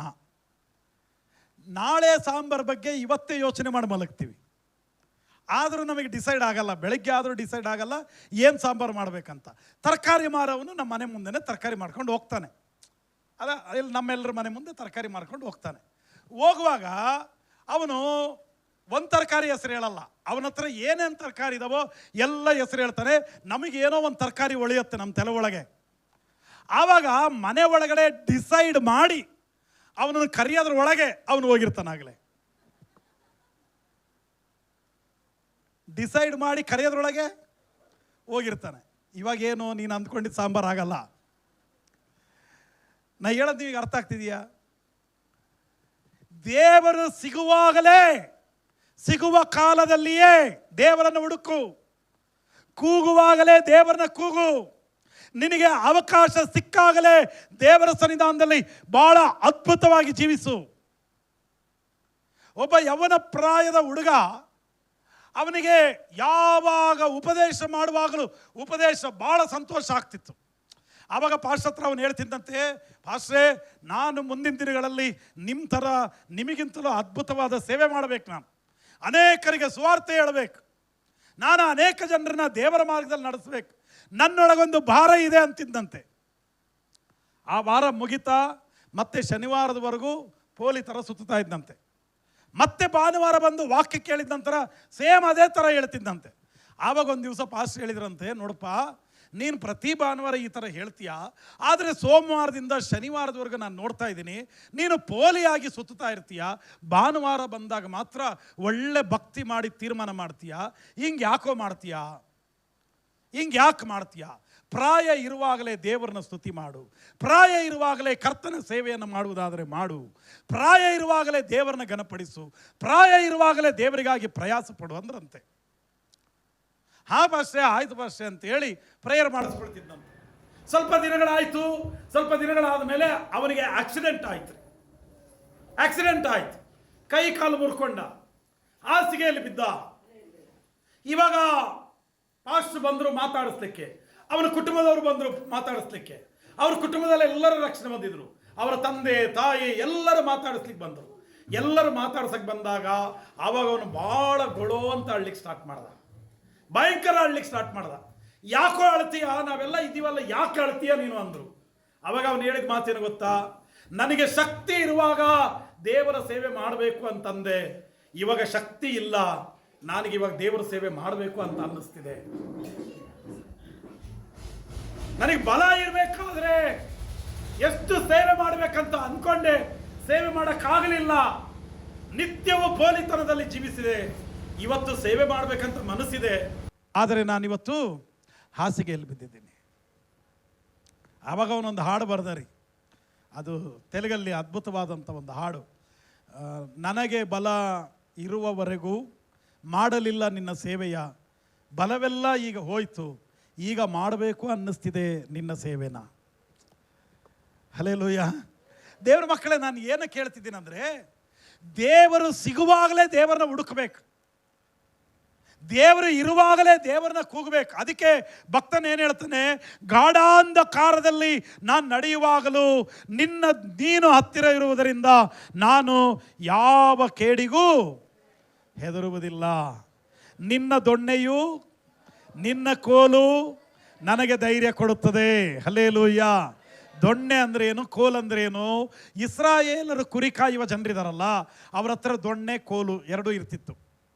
ಅದು ದಪ್ಪ ಕೋಲು ಇದ್ದಂಗೆ ಇರ್ತಾ ಇತ್ತು, ರೌಂಡ್ ಕೋಲು. ಕೆಳಗೆ ಇಲ್ಲಿ ಇಡಿಕೆ ಇರುತ್ತೆ, ಅದು ಇಲ್ಲಿಂದ ತೆಳ್ಳಗೆ ಹೋಗುತ್ತೆ, ಹಂಗೆ ಬರ್ತಾ ಬರ್ತಾ ಬರ್ತಾ ಹಿಂಗೆ ದಪ್ಪ ಇರುತ್ತೆ. ಅದು ಆ ಥರ ಇರುತ್ತೆ. ಆ ಥರದ ಒಂದು ದೊಣ್ಣೆ ಕುರಿ ಕಾಯವನ ಹತ್ರ ಇರುತ್ತೆ. ಎಲ್ಲಿ ಹೋದ್ರೂ ಅದನ್ನು ಹಿಡ್ಕೊಂಡು ಹೋಗ್ತಾನೆ. ಮತ್ತು ಇನ್ನೊಂದು ಕೋಲಿರುತ್ತೆ. ಕೋಲು ಯಾವ ಥರ ಇರುತ್ತೆ, ಈ ವಯಸ್ಸಾದವರು ಊರುಗೋಲು ಇರ್ತದಲ್ಲ, ಅದಕ್ಕೆ ಛತ್ರಿ ಥರ ಯು ಶೇಪ್ ಇರುತ್ತೆ, ಹಿಂಗೆ ಆ ಥರ ಒಂದು ಊರುಗೋಲು ಥರ ಒಂದು ಕೋಲಿರುತ್ತೆ. ಆ ಕೋಲನ್ನ ಹಿಡ್ಕೊಂಡಿರ್ತಾನೆ. ಇವು ಎರಡು ಕೋಲು ಕುರಿಕಾಯವ್ರ ಹತ್ರ ಇರ್ತವೆ. ಯಾಕೆ ಅಂದರೆ ಒಂದು ವೇಳೆ ಕುರಿನೇನಾದರೂ ಒಂದು ತೋಳನೋ ಅಥವಾ ಒಂದು ಕಾಡು ಪ್ರಾಣಿನೋ ಬಾಯಲ್ಲಿ ಹಿಂಗೆ ಹಿಡಿದ್ರೆ ಅವನೇನು ಮಾಡ್ತಾನೆ ಗೊತ್ತಾ, ಆ ದೊಣ್ಣೆ ಇದೆಯಲ್ಲ, ಆ ದೊಣ್ಣೆನ ತಗೊಂಡು ಇಲ್ಲಿ ಹೊಡಿತಾನೆ ಕತ್ತಿಗೆ. ಎತ್ತಿ ಒಂದೇಟು ಹೊಡೆದ್ರೆ ಬಾಯಲ್ಲಿ ಹಿಡಿದಿರುವಂಥ ಕುರಿ ಮರಿನ ಬಿಟ್ಟುಬಿಡುತ್ತೆ ಆ ಪ್ರಾಣಿ. ಅದಕ್ಕೆ ದೊಣ್ಣೆನ ಉಪಯೋಗಿಸ್ತಾರೆ. ಒಂದು ವೇಳೆ ಈ ಕುರಿ ನಡೀತಾ ನಡೀತಾ ನಡೀತಾ ಹೋಗ್ತಾ ಒಂದು ಗುಂಡಿಯಲ್ಲಿ ಏನಾದರೂ ಜಾರಿ ತಪ್ಪಿ ಬಿದ್ದರೆ ತಕ್ಷಣ ಆ ಕೊಕ್ಕೆ ಇರುತ್ತಲ್ಲ ಕೋಲು, ಅದನ್ನು ಕೋಲಿಂಗ್ ಹಾಕಿ ಮೇಲೆ ಕೆಳಿತಾನೆ. ಕಾಪಾಡೋದಕ್ಕೆ ಕೋಲು, ಈ ಅಪಾಯದಿಂದ ತಪ್ಪಿಸ್ಲಿಕ್ಕೆ ದೊಣ್ಣೆ. ಇವು ಎರಡೂ ಅವನ ಕೈಯಲ್ಲಿರ್ತವೆ. ಅದಕ್ಕೆ ಇಲ್ಲಿ ಭಕ್ತನ ಏನು ಹೇಳ್ತಾನಂದರೆ, ಗಾಢಾಂಧಕಾರದಲ್ಲಿ ನಾನು ನಡೆಯುವಾಗಲೂ ನೀನು ಹತ್ತಿರ ಇರುವುದರಿಂದ ಕೇಡಿಗೆ ಹೆದರೇನು. ನಿನ್ನ ದೊಣ್ಣೆಯು ನಿನ್ನ ಕೋಲು ನನಗೇನು ಮಾಡುತ್ತೆ, ಧೈರ್ಯ ಕೊಡುತ್ತೆ. Hallelujah, hallelujah. ಈ ಪೇತ್ರನ ಪತ್ರಿಕೆಯಲ್ಲಿ ಒಂದು ಮಾತಿದೆಯಲ್ಲ, ಸೈತಾನನ ಗರ್ಜಿಸುವ ಸಿಂಹದೋಪಾದಿಯಲ್ಲಿ ಯಾರನ್ನು ನುಂಗಲಿ ಎಂದು ಹುಡುಕುತ್ತಾ ಇದ್ದಾನೆ. ಯಾರೋ ಒಬ್ರು ಸಿಕ್ಕರು ಅಂದ್ಕೊಳ್ರಿ, ಅವರಿಗೆ ಬಾಯಿ ಹಾಕಿ ಹಿಡಿತಾನೆ. ಹೆದರಬೇಡ, ಅಪ್ಪನ ಹತ್ರ ಏನಿದೆ, ಕುರುಬನ ಹತ್ರ ಏನಿದೆ, ದೊಣ್ಣೆ ಇದೆ, ಒಂದು ಕೊಡ್ತಾನೆ ಇಲ್ಲಿಗೆ. ಅವಾಗ ಸೈತಾನ ಏನು ಮಾಡ್ತಾನೆ, ನಮ್ಮನ್ನು ಬಿಟ್ಟು ಬಿಡ್ತಾನೆ. ಹಲ್ಲೆಲೂಯ. ನಾವು ತಪ್ಪಿಸ್ಕೊಂಡು ಅಂದ್ಕೊಂಡು ಓಡಿ ಬರ್ತೀವಿ. ಹಲ್ಲೆಲೂಯ.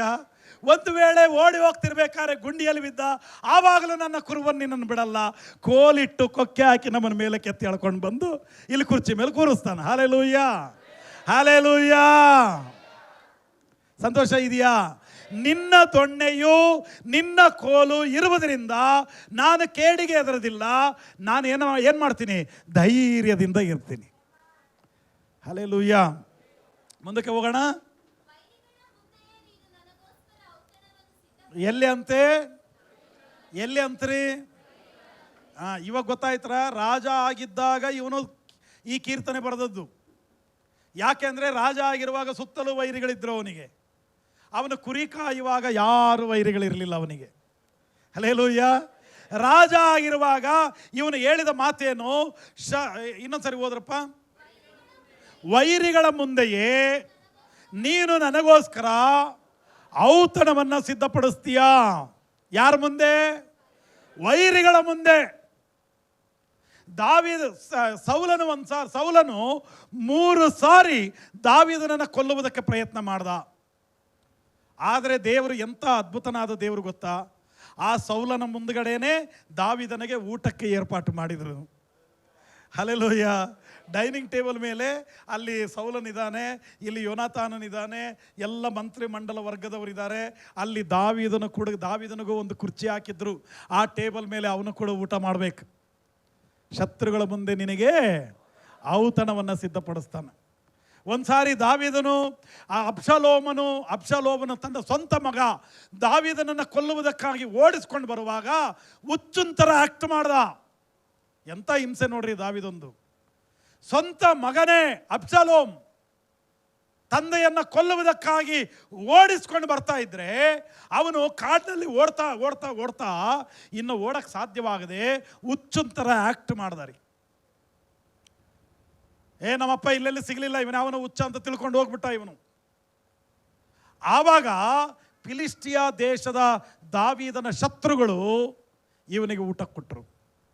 ಅದಕ್ಕೆ ದಾವೀದನ ಹೇಳ್ತಾನೆ, ಸ್ವಾಮಿ, ಶತ್ರುಗಳ ಮುಂದೆಯೂ ಶತ್ರುಗಳ ಮೂಲಕವಾಗಿಯೂ ಊಟ ಕೊಡುವ ದೇವರು ನೀನಾಗಿದ್ಯಲ್ಲ ಸ್ವಾಮಿ. ಹಲ್ಲೆಲೂಯ. ಆಹಾಬನು ಏಲಿಯನನ್ನು ಕೊಲ್ಲುವುದಕ್ಕಾಗಿ ಪ್ರಯತ್ನ ಮಾಡ್ದ. ಏಲಿಯನನ್ನು ಕೊಲ್ಲುವುದಕ್ಕೆ ಹುಡುಕಾಡ್ತಾ ಇದ್ದ. ಆದರೆ ಏಲಿಯನ್ ಎಲ್ಲಿದ್ದ? ಕೇರತೆಳ್ಳದಲ್ಲಿ ಕಾಗೆ ತಂದು ಕೊಡುವಂಥ ಕಬಾಬ್ನ ದಿನ ತಿನ್ಕೊಂಡು ಬೆಳಗ್ಗೆ ಸಾಯಂಕಾಲ ಊಟ ಮಾಡಿಕೊಂಡು ಆರಾಮಾಗಿದ್ದರಿ. ಶತ್ರು ಅವನನ್ನು ಕೊಲ್ಲುವುದಕ್ಕಾಗಿ ಹುಡುಕ್ತಾ ಇದ್ದಾನೆ, ಶತ್ರುವಿನ ಮುಂದೆ ಇವನು ಊಟ ಮಾಡ್ತಿದ್ದಾನೆ. ಹಲ್ಲೆಲೂಯ. ವಿಧವೆ, ಆ ಬಡ ವಿಧವೆ ಆಗಿರುವಂಥ ಸ್ತ್ರೀ ಒಬ್ಬಳು ಇವನಿಗೆ ಊಟ ಕೊಟ್ಟು ಪೋಷಣೆ ಮಾಡಿದಳು. ಭಾಳ ಉದಾಹರಣೆಗಳನ್ನ ನಾನು ಹೇಳಬಲ್ಲೆ. ದೇವ್ರ ಮಕ್ಕಳೇ, ಶತ್ರುವಿನ ಮುಂದೆ ನಮಗೋಸ್ಕರ ಔತಣವನ್ನು ಸಿದ್ಧಪಡಿಸುವ ದೇವರು ನಮ್ಮ ದೇವರಾಗಿದ್ದಾನೆ. ನಿನ್ನನ್ನು ಹಿಂಸೆ ಪಡಿಸುವವರು, ನಿನ್ನನ್ನು ಆಡಿಕೊಳ್ಳುವವರು, ನಿನ್ನನ್ನು ಅವಮಾನಪಡಿಸುವವರು, ನಿನ್ನ ಕುರಿತು ತಪ್ಪಾಗಿ ಮಾತಾಡುವವರು, ನಿನ್ನ ಸುತ್ತಲೂ ಇರುವಂಥ ಶತ್ರುಗಳ ಮುಂದೆ ನಿನಗೋಸ್ಕರ ದೇವರು ಔತಣವನ್ನು ಸಿದ್ಧಪಡಿಸ್ತಾರೆ. ಹಲ್ಲೇಲೂಯ. ಅವ್ರ ಮುಂದೆ ನೀನು ಊಟ ಮಾಡ್ತೀಯಾ, ಅವ್ರ ಮುಂದೆ ಚೆನ್ನಾಗಿರ್ತೀಯಾ, ಅವ್ರ ಮುಂದೆ ನೀನು ದಿನದಿಂದ ದಿನಕ್ಕೆ ಬೆಳೀತಾ ಹೋಗ್ತೀಯಾ, ಅವ್ರ ಮುಂದೆ ದೇವರು ನಿನ್ನನ್ನು ಘನಪಡಿಸ್ತಾರೆ. ಅವರ ಮುಂದೆ ನಿನಗೆ 2 ಪಟ್ಟು ಗೌರವವನ್ನು, 2 ಪಟ್ಟು ಮಾನವನ್ನು ನನ್ನ ದೇವರ ಅನುಗ್ರಹ ಮಾಡಲಿಕ್ಕೆ ಶಕ್ತನಾಗಿದ್ದಾನೆ. ದೊಡ್ಡ ಚಪ್ಪಾಳೆ ಕೊಟ್ಟು ದೇವರಿಗೆ ಮಹಿಮೆ ಹೇಳೋಣ ರೀ. ಹಲ್ಲೇಲೂಯ. ಶತ್ರುಗಳ ಮುಂದೆ ನನಗೋಸ್ಕರ ಔತಣವನ್ನು ಸಿದ್ಧಪಡಿಸಿದೆಯಾ. ಆಮೇಲೆ ನನ್ನ ತಲೆಗೆ ತೈಲವನ್ನು ಹಚ್ಚಿಸಿದೆಯಾ. ನನ್ನ ತಲೆಗೆ ತೈಲವನ್ನು ಹಚ್ಚಿಸಿದೆಯಾ ಅಂದರೆ ಅದು ಅಭಿಷೇಕದ ಕುರಿತು ಮಾತಾಡ್ತಿಲ್ಲ. ಅಲ್ಲಿ ದೇವ್ರ ವಾಕ್ಯ ಏನು ಹೇಳುತ್ತಂದರೆ, ಈಗ ಸಾಮಾನ್ಯವಾಗಿ ನೋಡ್ರಿ, ಕುರಿಗಳಿಗೆ ಏನಾಗುತ್ತೆ, ಈ ಸಣ್ಣ ಹುಳಗಳಿರ್ತಾವಲ್ಲ, ಸೊಳ್ಳೆ ಅಲ್ಲ ಅವು ನಮ್ಮ ಮೂಗು ಹತ್ರ ಬರ್ತವೆ, ನಮ್ಮ ಕಣ್ಣತ್ರ ಬರ್ತವೆ, ಹಿಂಗೆ ಅಂದ್ರೂ ಹೋಗಲ್ಲ, ಮತ್ತೆ ಬರ್ತವೆ. ಏನದು? ನೊರ್ಜ ಇದಾವಲ್ಲ, ಅವು ಮೂಗತ್ರ ಕಣ್ಣತ್ರ ಸುಳೀತಿರ್ತವೆ.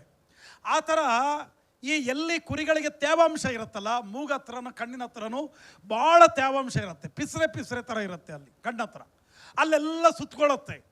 ಒಂದು ವೇಳೆ ಆ ಒಂದು ನೊರ್ಜ ಇದೆಯಲ್ಲ, ಅದು ಮೂಗಿನಲ್ಲಿ ಮೊಟ್ಟೆ ಇಟ್ಟು ಹೋದರೆ ಹುಳಗಳಾಗ್ತವೆ. ಆ ಹುಳಗಳೇ ನೆತ್ತಿಗೆ ಹೋದಾಗ ಗೋಡೆಗೆ ಹೊಡ್ಕೊಳ್ತಾವೆ, ಅವು ಒಂದಕ್ಕೊಂದು ಹೊಡ್ಕೊಂಡು ಸಾಯ್ತಾವೆ ಕೆಲವು ಸಾರಿ ಆ ಹುಳಗಳವು. ಆ ಥರದ ಅಪಾಯ ಬರಬಾರ್ದು ಅಂಥೇಳಿ, ಆ ಹುಳಗಳು ಹತ್ರ ಸುಳಿಬಾರ್ದು ಅಂಥೇಳಿ ಏನು ಮಾಡ್ತಾರೆ ಅಂದರೆ, ಓಲಿವ ಎಣ್ಣೆಯನ್ನು ತಗೊಂಡು ಅದರ ಒಳಗಡೆ ಕರ್ಪೂರವನ್ನು ಮಿಕ್ಸ್ ಮಾಡಿ ತೇದು ಅದನ್ನು ಇಲ್ಲಿ ಹಣೆಗಚ್ತಾರೆ. ಇಲ್ಲಿ ಹಣೆಗಚ್ಚಿದ್ರೆ ಏನಾಗುತ್ತೆ, ಆ ಸ್ಮೆಲ್ಲಿಗೆ ಆ ಹುಳಗಳು ಬರಲ್ಲ. ಆವಾಗ ಇದಕ್ಕೆ ಹಾಯ್ ಅನಿಸುತ್ತೆ. ಹಲ್ಲೇಲೂಯ. ಅಲ್ಲಿ ಏನು ಹೇಳುತ್ತೆ, ಏನಂತೆ ಆ ವಾಕ್ಯ? ನನ್ನ ತಲೆಗೆ ತೈಲವನ್ನು ಹಚ್ಚಿಸಿ ನನ್ನ ಪಾತ್ರೆಯು ತುಂಬಿ ಹೊರಸೂಸುವಂತೆ ದೇವರು ಮಾಡ್ತಾರೆ. ಹಲ್ಲೇಲೂಯ. ಈ ಹುಳಗಳು ಬರುವಷ್ಟು ಕಾಲ ಏನಿರುತ್ತೆ, ಭಾಳ ಇರಿಟೇಷನ್ ಅನಿಸುತ್ತೆ. ಈ ಬೇಸಿಗೆ ಟೈಮಲ್ಲಿ ಭಾಳ ನೋಡ್ರಿ, ಅದು ಮುಖ ಎಲ್ಲ ಅಂಟಂಟಾದಾಗ, ಆ ತೇವಾಂಶ ಜಾಸ್ತಿ ಆದಾಗ ಗುಯ್ ಅಂತ ಇರ್ತವೆ. ನಾವು ಎಷ್ಟು ಹಿಂಗೆ ಅಂದ್ರೂ ಹೋಗೋದಿಲ್ಲವು, ಹೋಗಿ ಮುಖ ತೊಳ್ಕೊಂಡು ಬಂದು ಸ್ವಲ್ಪ ಹೊತ್ತು ಬಿಟ್ಟು ಮತ್ತೆ ಬರ್ತಾವೆ. ಅವು ಭಾಳ ಇರಿಟೇಷನ್ ಮಾಡ್ತವೆ. ಆ ಥರ ಕುರಿಗಳಿಗೆ ತುಂಬ ಇರಿಟೇಷನ್ ಆಗುವಾಗ ಆ ಆಯಿಲ್ ಹಚ್ಚಿದರೆ, ಆ ಎಣ್ಣೆಯನ್ನು ಹಚ್ಚಿದರೆ ಅದರ ವಾಸನೆಗೆ ಯಾವ ಹುಳುಗಳು ಹತ್ರ ಬರಲ್ಲ. ಅದಕ್ಕೆ ಅವಾಗ ಹಾಯ್ ಅನ್ಸುತ್ತೆ ರೀ.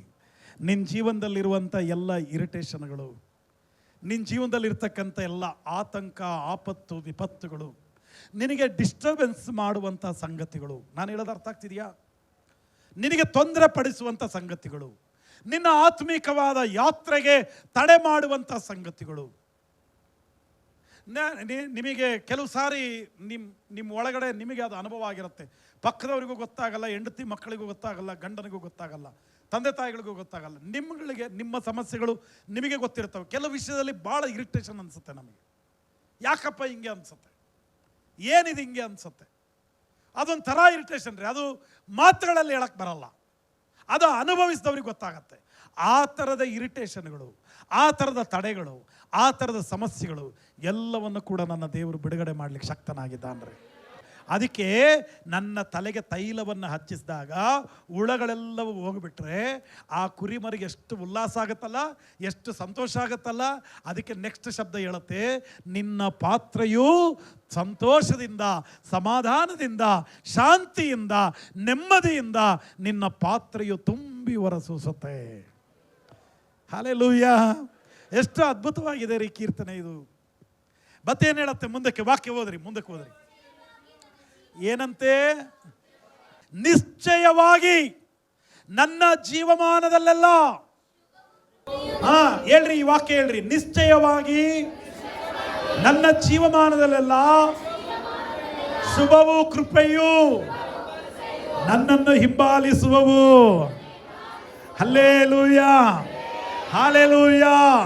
ನಿಶ್ಚಯವಾಗಿ ನನ್ನ ಜೀವಮಾನದಲ್ಲಿ ಏನು ಹಿಂಬಾಲಿಸುತ್ತೆ? ಶುಭ ಮತ್ತೆ ಕೃಪೆ. ಕೃಪೆ ಮತ್ತು ಕ್ಷೇಮ. ಕೃಪೆ ಮತ್ತು ಕ್ಷೇಮ. ಕೃಪೆ ಅಂದ್ರೆ ಏನು? ಕೃಪೆ ಅಂದ್ರೆ ಏನು? ಕುರಿ ಮತ್ತು ಕುರುಬನ ಮಧ್ಯದಲ್ಲಿರುವ ಕೃಪೆ ಏನು ಅಂತ ನಾನು ಹೇಳ್ತೀನಿ ಕೇಳ್ರಿ. ಕೃಪೆ ಅಂದ್ರೆ ಏನಂದ್ರೆ, ನಡೆಯಲಾರದೆ ಇರುವ ಸ್ಥಿತಿಯಲ್ಲಿರುವ ಕುರಿಯನ್ನ ಎತ್ತಿಕೊಂಡು ನಡೆಸುವುದು ಕೃಪೆ. ಕ್ಷೇಮ ಅಂದ್ರೆ ಏನು? ಗುಂಡಿಯಲ್ಲಿ ಬೀಳಬೇಕಾದಂಥ ಕುರಿಮರಿಯನ್ನ ಕಾಯ್ದು ಕಾಪಾಡುವುದು ಕ್ಷೇಮ. ನಾವು ನಡೆಯಕ್ಕೆ ಆಗಲಾರದೆ ಇರುವ ಪರಿಸ್ಥಿತಿಯಲ್ಲಿ ಸರ್ವೇಶ್ವರನಾದ ದೇವರು, ಕುರುಬನಾಗಿರುವ ದೇವರು ನಮ್ಮ ಸಂಗಡ ಇದ್ದು ಆತನು ನಮ್ಮನ್ನು ಕೈಗಳಲ್ಲಿ ಎತ್ತಿಕೊಂಡು ನಡೆಸ್ತಾ ಇದ್ದಾರೆ. ನಾವು ಕೃಪೆಯಲ್ಲಿ ಜೀವಿಸ್ತಾ ಇದ್ದೇವೆ ಮತ್ತು ಗುಂಡಿಯಲ್ಲಿ ಅನೇಕ ಸಾರಿ ಬೀಳಬೇಕಾದ ನಮ್ಮನ್ನು ತಪ್ಪಿಸಿ ಆತನು ಕ್ಷೇಮದಲ್ಲಿ ನಡೆಸ್ತಾ ಇದ್ದಾರೆ. ಹಲ್ಲೆಲೂಯ. ನಿಶ್ಚಯವಾಗಿ ನನ್ನ ಜೀವಮಾನದಲ್ಲೆಲ್ಲ ಕ್ಷೇಮವು ಕೃಪೆಯು ನನ್ನನ್ನು ಹಿಂಬಾಲಿಸುವವು. ನಾನು ಕೃಪೆಯನ್ನು ಹಿಂಬಾಲಿಸ್ತಾ ಇಲ್ಲ, ನನ್ನನ್ನು ಕೃಪೆಯು ಹಿಂಬಾಲಿಸ್ತಿದೆ. ನಾನು ಆಶೀರ್ವಾದವನ್ನು ಹಿಂಬಾಲಿಸ್ತಾ ಇಲ್ಲ, ನನ್ನನ್ನು ಆಶೀರ್ವಾದ ಹಿಂಬಾಲಿಸ್ತಾ ಇದೆ. ಹಲ್ಲೆಲೂಯ. ಬಹಳ ಜನರು ಆಶೀರ್ವಾದವನ್ನು ಹುಡುಕೊಂಡು ಓಡ್ತಾ ಇದ್ದಾರೆ. ಆಶೀರ್ವಾದನ ಹುಡುಕೊಂಡು ಹೋಗ್ತಾರೆ. ಇಲ್ಲೋದ್ರೆ ಒಳ್ಳೇದಾಗತ್ತೆ, ಅಲ್ಲೋದ್ರೆ ಒಳ್ಳೇದಾಗತ್ತೆ, ಇಲ್ಲೋದ್ರೆ ಒಳ್ಳೇದಾಗತ್ತೆ, ಇಲ್ಲೋದ್ರೆ ಒಳ್ಳೇದಾಗತ್ತೆ. ನಾನು ಹೇಳ್ತೀನಿ ಕೇಳ್ರಿ ದೇವ್ರ ಮಕ್ಕಳೇ, ನನ್ನ ಮಾತು ಚೆನ್ನಾಗಿ ಗಮನಿಸ್ರಿ. ನೀನು ಯಾವಾಗ ದೇವರ ಮೇಲೆ ಪೂರ್ತಿಯಾಗಿ ಆತುಕೊಳ್ತೀಯೋ, ನೀನು ಎಲ್ಲಿದ್ದರೂ ನಿನ್ನನ್ನು ಆಶೀರ್ವಾದ ಮಾಡ್ತಾರೆ ದೇವರು. ಇದೀರಾ? ನೀನು ಎಲ್ಲಾದರೂ ಇರೋ, ನೀನು ಇರುವ ಜಾಗದಲ್ಲಿ ನಿನ್ನನ್ನು ಆಶೀರ್ವಾದ ಹುಡುಕೊಂಡು ಬರುತ್ತೆ. ಯಾವಾಗ ನೀನು ದೇವರ ಮೇಲೆ ಆತುಕೊಳ್ಬೇಕು. ನೀನು ದೇವರ ಮೇಲೆ ಆತುಕೊಳ್ಳದೆ ಆಶೀರ್ವಾದವನ್ನು ಹುಡುಕೊಂಡು ಹೋದರೆ ನಿನ್ನ ಹಿಂದ್ಗಡೆ ಆಶೀರ್ವಾದ ಬರಲ್ಲ. ನೀನು ಆಶೀರ್ವಾದದಿಂದ ಹೋಗ್ಬೇಕು. ನೀನು ಹೋಗ್ಬೇಡ, ದೇವ್ರ ಮೇಲೆ ಆತುಕೋ ಸಾಕು. ಇವಾಗ ಆರಾಮಾಗಿ ಹಿಂಗೆ ಕೂತಿದೆಯಲ್ಲ, ಹಿಂಗೆ ಇರು. ಆಶೀರ್ವಾದ ನಿನ್ನನ್ನೇ ಹುಡುಕೊಂಡು ಬರುತ್ತೆ. ಸಂತೋಷ ಇದೆಯಾ? ಹಲ್ಲೆಲೂಯ. ಇನ್ನೊಂದು ಮಾತು, ಕೊನೆ ಮಾತು ಓದ್ರಿ. ಏನಂತೆ? ನಾನು ಸದಾ ಕಾಲವು. ಸ್ವಾಮಿ, ಇಂಥ ಒಳ್ಳೆ ಕುರುಬ ನನ್ನ ಜೊತೆಯಲ್ಲಿರುವಾಗ ನಾನು ಅಲ್ಲಿ ಇನ್ನೇನು ಹೋಗಲಿ? ಸದಾ ಕಾಲವು ನಿನ್ನ ಮಂದಿರದಲ್ಲಿ ವಾಸ ಮಾಡ್ತೀನಿ. ಹಲ್ಲೆಲೂಯ. ನೀನು ನನ್ನ ಒಳ್ಳೆ ಕುರುಬನಿದೆಯಲ್ಲ, ಇಂಥ ಒಳ್ಳೆ ಕುರುಬನಿರುವಾಗ ಎಲ್ಲಿಗೆ ಹೋಗಲಿ? ಇಂಥ ಒಳ್ಳೆ ಕುರುಬನಿರುವಾಗ ಎಲ್ಲಿ ಇರಲಿ? ನಾನು ಸದಾ ಕಾಲವು ನಿನ್ನ ಮಂದಿರದಲ್ಲಿ ನಾನು ವಾಸವಾಗಿರ್ತೀನಿ. Hallelujah, hallelujah. ಕೊನೆದು ಇನ್ನೊಂದು ಸ್ಟೇಟ್ಮೆಂಟ್ ನಾನು ಹೇಳಿ ನಿಲ್ಲಿಸ್ತೀನಿ ರೀ. ಯೇಸು ಸ್ವಾಮಿ ಹೇಳಿದಂಥ ಅದ್ಭುತವಾದ ಸ್ಟೇಟ್ಮೆಂಟ್. ನಾನೇ ಒಳ್ಳೆ ಕುರುಬನು. ಒಳ್ಳೆ ಕುರುಬನು ತನ್ನ ಕುರಿಗಳಿಗೋಸ್ಕರ ಪ್ರಾಣವನ್ನೇ ಕೊಡುತ್ತಾನೆ. ಹಲ್ಲೆಲೂಯ. ಯಾರು ಒಳ್ಳೆ ಕುರುಬ? ಯೇಸು ಹೇಳುವ ಮಾತು, ನಾನೇ ಒಳ್ಳೆ ಕುರುಬನು. ಒಳ್ಳೆ ಕುರುಬನು ತನ್ನ ಕುರಿಗಳಿಗೋಸ್ಕರ ತನ್ನ ಸ್ವಂತ ಪ್ರಾಣವನ್ನೇ ಕೊಡುತ್ತಾನೆ. ಪ್ರಾಣವನ್ನು ಕೊಡುವಷ್ಟು ಪ್ರೀತಿ, ಪ್ರಾಣವನ್ನು ಕೊಡುವಷ್ಟು ಬಾಂಧವ್ಯ, ಪ್ರಾಣವನ್ನು ಕೊಡುವಷ್ಟು ಏನು ಹೇಳ್ತೀವಿ, ಆ ತ್ಯಾಗ ಕುರುಬನಿಗೆ ಕುರಿಯ ಮೇಲಿರೋದಾದರೆ ದೇವ್ರ ಮಕ್ಕಳೇ, ಇಲ್ಲಿರುವಂಥ ನಮ್ಮೆಲ್ಲರ ಮೇಲೆ ದೇವರಿಗಿನ್ನೆಷ್ಟು ಪ್ರೀತಿ. Hallelujah, hallelujah. ಗಣನೆಗೆ ಬಾರದೇ ಇರುವ ನನಗೋಸ್ಕರ, ನಮಗೋಸ್ಕರ ಆತನ ಕಲ್ವಾರಿ ಶಿಲುಬೆಯಲ್ಲಿ ತನ್ನ ಪ್ರಾಣವನ್ನೇ ಕೊಟ್ಟಿದ್ದಾನ್ರಿ. ಆತನೇ ಒಳ್ಳೆ ಕುರುಬ, ಆತನೇ ಒಳ್ಳೆ ಕುರುಬ. ನಾನು ನಿಮಗೆ ಹೇಳ, ಎಷ್ಟೋ ಜನ ಇಸ್ರಾಯೇಲ್ ದೇಶದಲ್ಲಿಯೂ ಮತ್ತು ನಮ್ಮ ದೇಶಗಳಲ್ಲಿಯೂ ಕೂಡ ಕುರಿ ಕಾಯುವಂಥ ಅನೇಕ ಜನರು ಒಂದು ಕುರಿಯನ್ನು ಕಾಪಾಡೋಕ್ಕೋಗಿ ಕುರುಬನು ಸತ್ತ ಉದಾಹರಣೆಗಳು ಎಷ್ಟೋ ಇದ್ದಾವೆ. ಅವು ಪೇಪರ್ಗಳಲ್ಲಿ ಬರಲ್ಲ ಬಿಡ್ರಿ, ಅಷ್ಟೇ. ಎಷ್ಟೋ ಉದಾಹರಣೆಗಳು ನಾವು ನೋಡಬಲ್ವಿ. ನಾನು ಹೇಳ, ಈ ಲೋಕದಲ್ಲಿರುವಂಥ ಕುರುಬಾನೆ ಒಂದು ಕುರಿ ಕಾಯುವಾಗ ಆ ಕುರಿಯ ಪ್ರಾಣವನ್ನು ಕಾಪಾಡಕ್ಕೆ ಹೋಗಿ ತನ್ನ ಪ್ರಾಣ ಹೋಗುವಷ್ಟು ತ್ಯಾಗಕ್ಕೆ ಅವನು ನಿಂತಿರೋದಾದರೆ, ನಾನು ನಿಮಗೆ ಹೇಳ, ಇಲ್ಲಿ ಕೂತಿರುವಂಥ ನಮ್ಮೊಬ್ಬೊಬ್ಬರಿಗೋಸ್ಕರ ಸರ್ವೇಶ್ವರನಾದ ದೇವರು ಜೀವವನ್ನು ಕೊಟ್ಟರು, ಆತನು ಪ್ರಾಣವನ್ನು ಕೊಟ್ಟರು. ಯಾವ ಗಣನೆಗೂ ಬಾರದೇ ಇರುವಂಥ ನಮ್ಮನ್ನು ಯೇಸು ಸ್ವಾಮಿ ಹೆಚ್ಚಾಗಿ ಪ್ರೀತಿ ಮಾಡಿದರು. Hallelujah, hallelujah. ಆಗಿದ್ದರೆ ದೇವ್ರ ಮಕ್ಕಳೇ, ನಮ್ಮ ಕುರುಬ ಯಾರು? ನಮ್ಮ ಕುರುಬನನ್ನು ನಾವು ಹೇಗೆ ಗುರುತಿಸೋದು? ನಾನು ಆವಾಗಲೇ ಹೇಳಿದ್ನಲ್ಲ, ಒಂದು ಕುರಿ ಹಿಂಡನ್ನು ತಗೊಂಡೋದ್ರೆ 4-5 ಜನ ಕುರಿ ಕಾಯುವವರು ಸೇರಿಕೊಂಡು ಒಂದು ದೊಡ್ಡ ಹಿಂಡನ್ನು ತಗೊಂಡು ಹೋಗ್ತಾರೆ, ಕುರಿಗಳನ್ನು ಮೇಯಿಸ್ತಾರೆ. ಸಾಯಂಕಾಲ ಆದಮೇಲೆ ಅವರವ್ರ ಸ್ಥಳಕ್ಕೆ ಹೋಗ್ತಾರೆ. ಯಾವ ಯಾವ ಯಾವ ಕುರಿಗಳು ಯಾವ ಯಾವ ಕುರುಬನಿಗೆ ಸಂಬಂಧಪಟ್ಟಿದ್ದು ಅಂತೇಳಿ ಗುರುತಿಸ್ಲಿಕ್ಕೆ ಅವ್ರು ಏನು ಮಾಡ್ತಾರೆ, ಈಗ ಕುರಿಗಳನ್ನೆಲ್ಲ ಅವರ ಹಟ್ಟಿಯಲ್ಲಿ, ಈ ಕುರಿಗಳನ್ನೆಲ್ಲ ಇವನ ಹಟ್ಟಿಯಲ್ಲಿ, ಅವನ ಕುರಿಗಳೆಲ್ಲ ಆ ಹಟ್ಟಿಯಲ್ಲಿ ಸೇರಿಸ್ಬೇಕು. ಆವಾಗ ಆ ಕುರುಬರು ಮಾಡುವಂಥ ಒಂದು ಕೆಲಸ ಏನಂದರೆ, ಆ ಕುರಿಯ ಹಟ್ಟಿ ಬಾಗಿಲ ಹತ್ರ ಬಂದು ನಿಂತ್ಕೊಂಡು ಅವರು ಶಬ್ದವೆತ್ತಿ ಕೂಗ್ತಾರೆ.